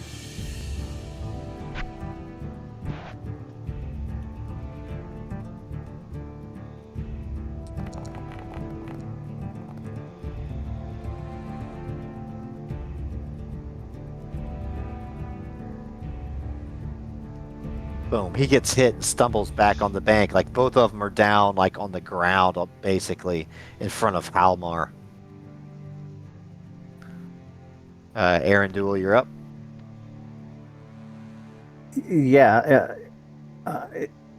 Anduil looks around and he has his bow at his side. He has an arrow notched, but he's looking around and he sees all these men down on the ground. He sees the people he's with, Finner and Halmar, standing over both of them, or all the other guys, and he lets out a sigh, and he doesn't take a shot. He sees these men down, and he wouldn't shoot them lying on the ground.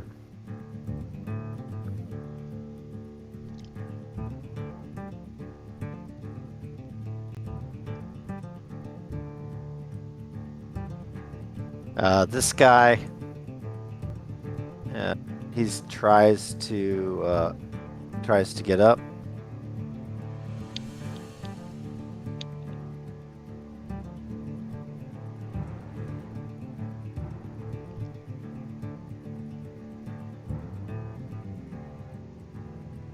Oops.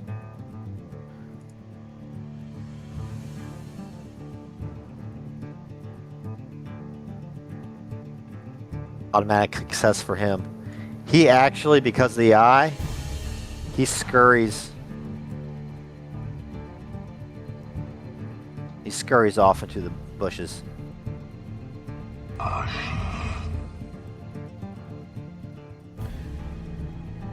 And the next one.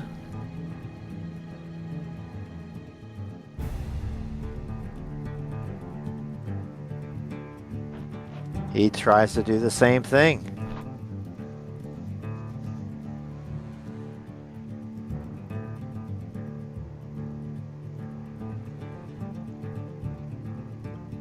Gets up, scrambles away into the bushes.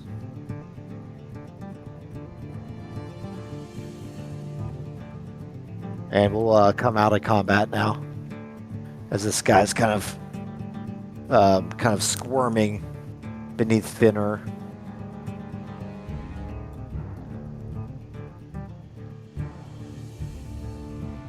I'm gonna end the encounter.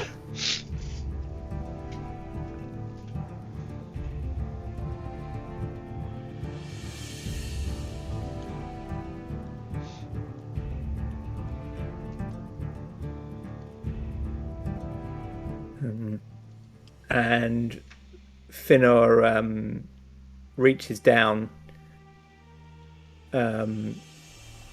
grabs the guy by the kind of the scruff of his, grabs him by, I guess, by his cloak, up round the neck, and kind of pulls him forward, so he's kind of almost dragging him, almost on his face in the mud, and then kind of hauls him half upright, over here towards Eldrin, and says, "Well, I got one of them. See what he has to say for himself. What was all that about, scum?" Please don't hurt me, Master Dwarf. My name's Slenny. I'm just doing it for the coin, for the coppers and silvers. I swear to God, I don't need nothing by it. I didn't even want to go up against you. I just got a cudgel here. You think I'm going to go up against a Master Dwarf with his beard and his axe? Well, you did, though, didn't you, you daft bugger? So, who organised this? How did you know we'd be here? This is not exactly a well-travelled spot to wait for people. Yeah, that guy there, the one with the cloven head, and the rotten teeth, goes by the name of Smittich. He spied for the boss. He's the one that cued us all in. Figured it'd be easy pickings. Get that blue glowy thing, turn it in for some coin, be on our merry way. That's all you need to know. Please, Master Dwarf, let me go. Andwell has an arrow notch, and he's just watching the tree line and looking up and down the paths while Finor is talking to Lenny there. But as soon as Lenny mentions the blue stone, it jars at Andwell's memory, and he looks over at Eldon. They came after the stone, and he remembers it had Elven writing. Quick, sir, let me see the stone. You said it had Elven script on it. I would lay eyes on it. Why would they come after this? He kind of like gives it forth.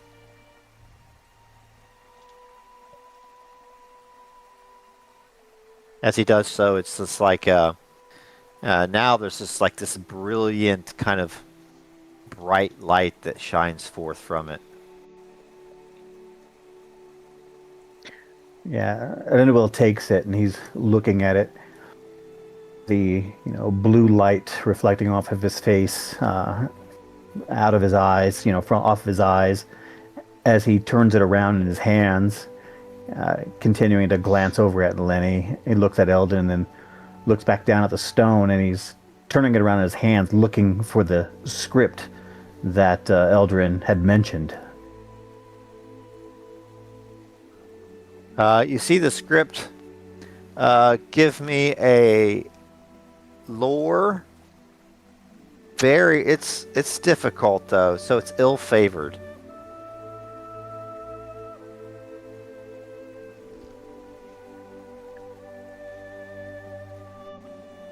You have hope to use. Yeah, I will use a hope for this. But I just put it at penalty or bonus at 0 then? Ill-favored plus hope? Nope, so it'll still be ill-favored. But then on the to just use one hope. So when you go to make the roll, see what says hope bonus die? Just click that. And then it'll probably subtract it automatically. Okay, there we go. Oh, I see. So, is ill-favored, hope, bonus die.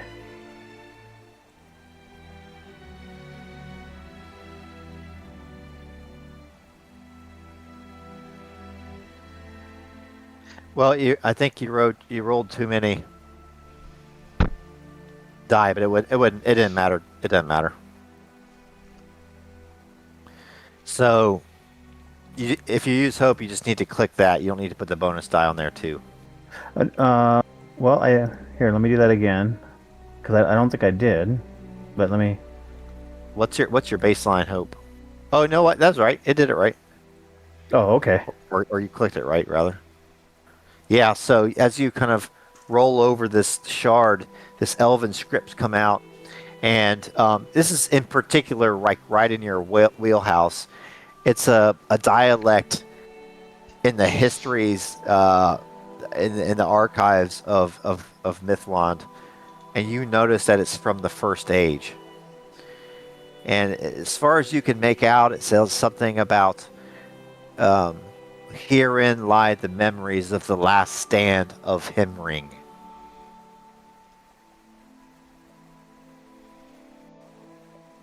Now, so Elendil's looking at this, and he's not sure what to make of it.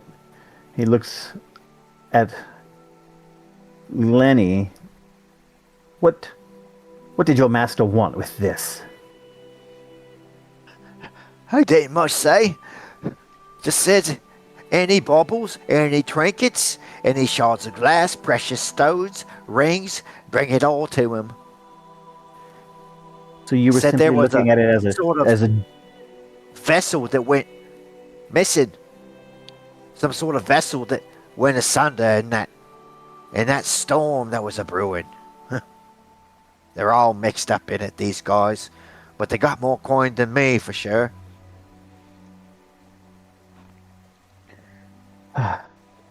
When he looks over at Finor and Eldrin.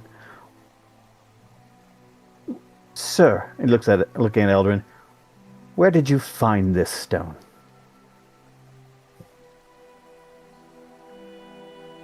He looks across the stream. What's Halmar doing? Halmar is actually kind of just staring off into the distance. He finally is turned around, and he slowly wades back across the river. He stands over Smidge's body and just looks downcast at it, kind of in a daze. He looks up. What was that? Did you ask me a question?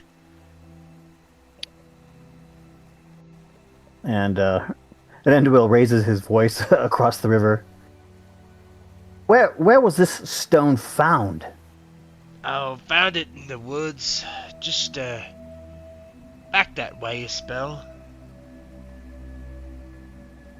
I can show you where. He touches his wound. Now he's finally remembered it, and his gloves are like stained with blood.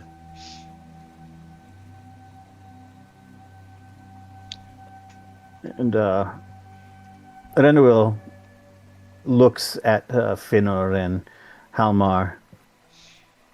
I don't know what to expect you are going to do with this character here. And he looks over at Lenny. But this is something we need to take to Sirdan. He needs to be aware of this. There is script on here that speaks of the last stand of Himring. I don't know if any of you are learned enough in elvish lore to understand what this is, but it is something someone of his age would be quite familiar with and needs to be made aware of. Yeah. I just assumed they wanted it because it was it's a good-sized gem. But, I'll take your word for its greater significance. Right, and you, young fella, my lad, are coming with us. Nearest authority will be the elves. You're not gonna slit me throat? Leave me where I stand? The boss said you'd be relentless. Aye, well, no doubt he would. but we're not him.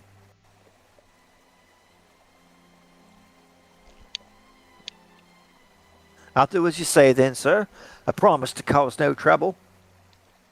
Let me ask you a question there, boy.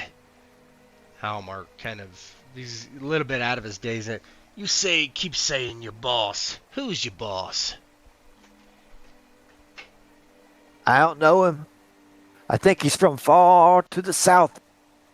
Tall man. Swarthy looking, though.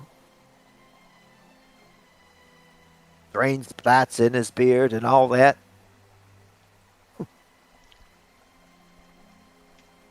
What did you say?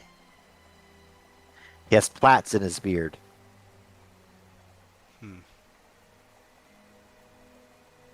Is that a common thing?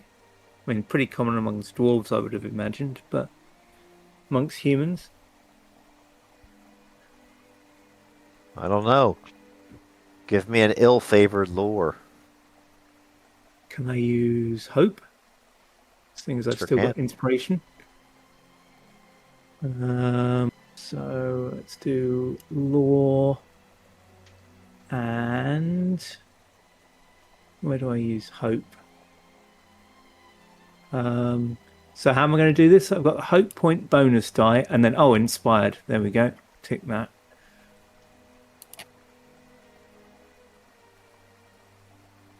Hey. There we go. Yeah. Extraordinary success, huh? That's even one step above great. Okay. Here we go. So, yeah, crazy. It's the only humans that you've ever heard that have, because in your travels, even far to the east of the Iron Hills. Some of the men that live on the shores of the Sea of Rune wear plaits in their beard and are tall and dark, very swarthy looking. Oh.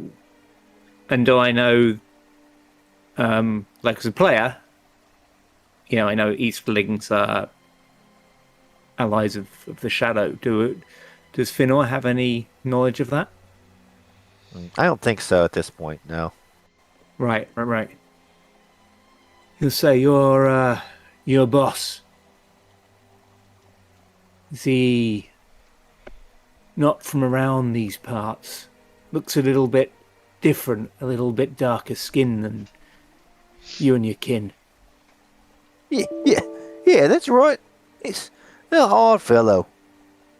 He's just and kind enough as long as you do what you say. He doesn't look kindly on cowardice, though. He's a bandit lord, is he? Yeah, fancies himself as such. Although, like you said, all those baubles in his beard. Odd stuff. Queer stuff, if you ask me. But a man's coin from far enough lands spends just as well as a man's coin from Bree.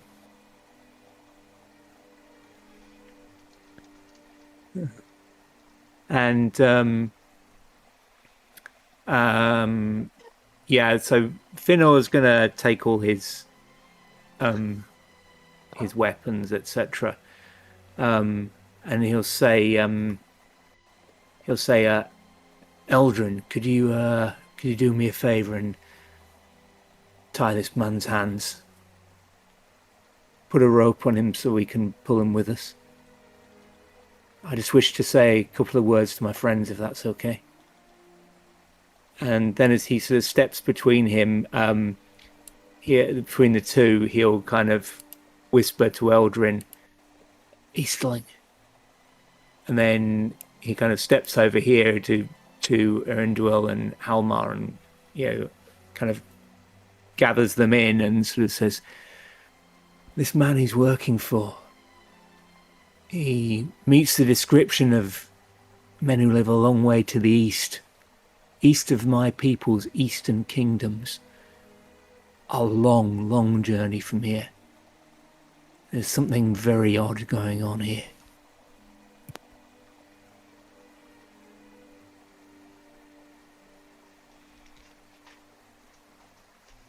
I've been And- that journey. I don't know if I ever told you, Fernar, but my people lived near the Iron Hills. More on the River Running. Over that way. Is that what you're talking about? That far? Further than that, my friend. Huh. Have you ever heard of Rune? I would guess I do, since the River Running goes into it, right? You probably would heard of it, but It's maybe the not sea know a lot. that the running goes into. Far away. It's That's what I've heard. some distance away, though, right? Oh, yes. Well away, well away. Well, that's how far this man's boss has come. It's an odd tale, to be sure. That and everything else I've seen, it makes me uneasy. Queer, isn't it? That it is. That it is.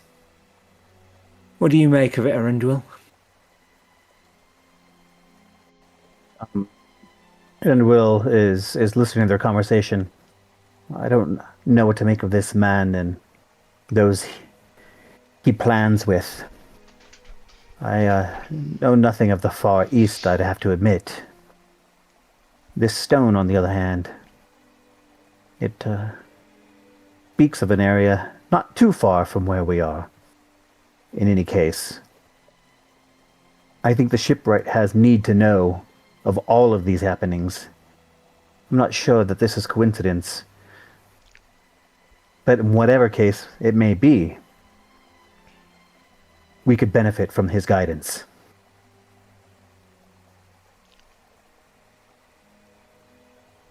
I agree. So, tell me, I turn back to the man and say, what name does he hold, this man, this boss of yours? The man with the plaited beard and the gems in it.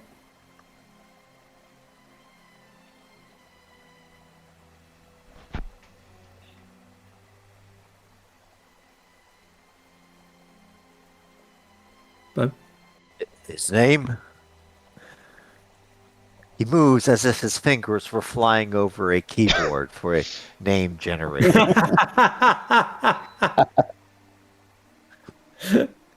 He calls himself Gaelost. Gaelost the Bold. okay. And that's all I know. His camp, it moves. It seems to materialize in the night. He is oft surrounded by many bodyguards.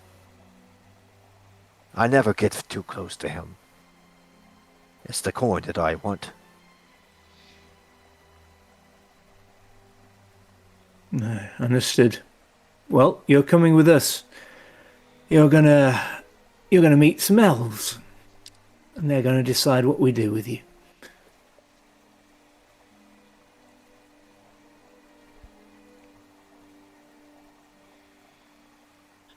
All right then. I suppose I've lived this long without a slice across my throat. I'll follow right along with you. I'll be as quiet as a mouse. See that you are, lad. See that you are. And he kind of sighs and shakes his head and turns back to Arundel and says, lead on, my friend. And Halmar, I think our paths have crossed again, but not to uncross this time. I think we'll be travelling together for a while, till we get to the bottom of this. Well, until we get back to the havens, at least. Not sure I'm the adventuring sort anymore, my friend. Logging's my business, not killing men. Aye, but I think perhaps adventure's found you. Or something a little darker. But we'll see if we can get you out of it. And he smiles, but The smile doesn't quite reach his worried eyes.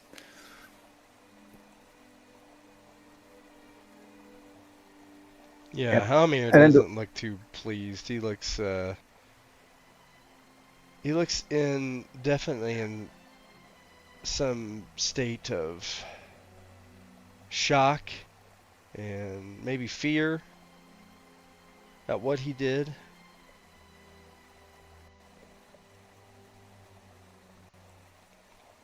Yeah, and Endwell, finally feeling somewhat at ease that no more brigands are going to be coming running out of the brush, out of the tree line, finally feels comfortable enough to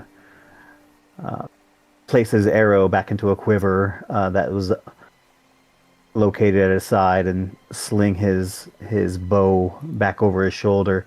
He takes a cloth out of that leather pouch where his scrolls were, and he wraps the stone up and just feels comfortable enough, considering it has elvish script on it, understanding it, it's something descendant, a relic of some kind, descendant of his kin. So he just wraps it up in the cloth and places it in the leather pouch alongside his scrolls, and starts walking down the path back towards the bay.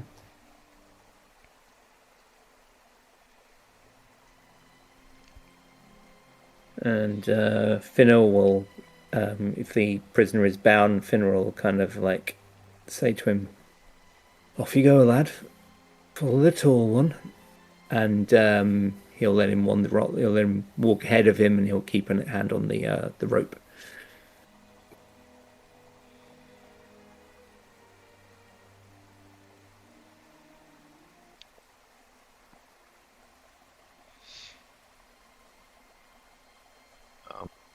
Closing role play as they make their way south, as they move closer and closer to Mithlond or the Grey Havens. They hear the murmuring of voices as pairs, twos, threes, fours, fives of elves kind of all come out of the woods. One of those is Halathon, who took a slightly different route towards the blue light, but now they meet up. What is this? Do I believe my eyes?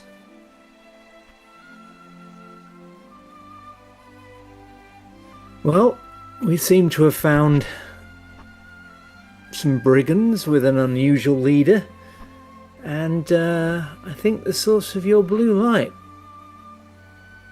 And he inclines ahead towards Arenduel. Yeah. And Enduil reaches into his pack, and he brings out the cloth covered rock, and he gently unwraps it to reveal the glowing blue light underneath it, to show the other elf, and then hands it over to him. What do you make of this? It speaks of the history of Himring. Have we had any of our kin go out to that island?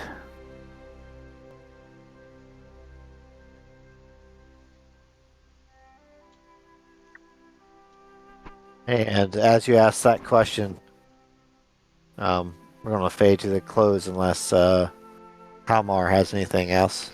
No, Halmar, as he's walking back, he's very silent.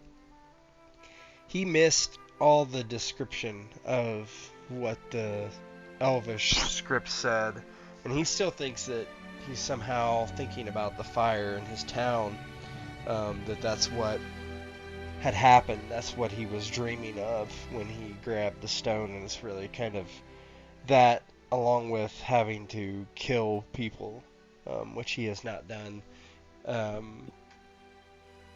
for a very long time. He's not killed anyone willingly for a very long time. Has him pretty shaky. I was going to say, what, logging accidents don't count? No. Logging accidents and his children dying by a fire that he started somehow. Oh no. Good point. Yeah. Hasn't about his family yet. Yeah. So I guess so. I have to give Arundel and Finnar. Yeah, I think A I'm in a shadow. fellowship focus, so they get a shadow Right, because I was like wounded. don't change on your sheets, guys. I want to see if I can do this from this little macro bar I have. So shadow. Did I add it? Maybe Arundel wasn't selected. See shadow 3. No. How many should you have? You should have just 2. Okay. Okay. And then Finner gets one as well. Anybody who has me as their fellowship focus, I believe, is what I read earlier today. Yep. For a wound that you quickly recovered from. Yeah. Yeah, your Don't give wound's a shit. gone now, man. That was the best. You guys rolled like you can done. You're done recording, right? I can turn it off. You can turn it off.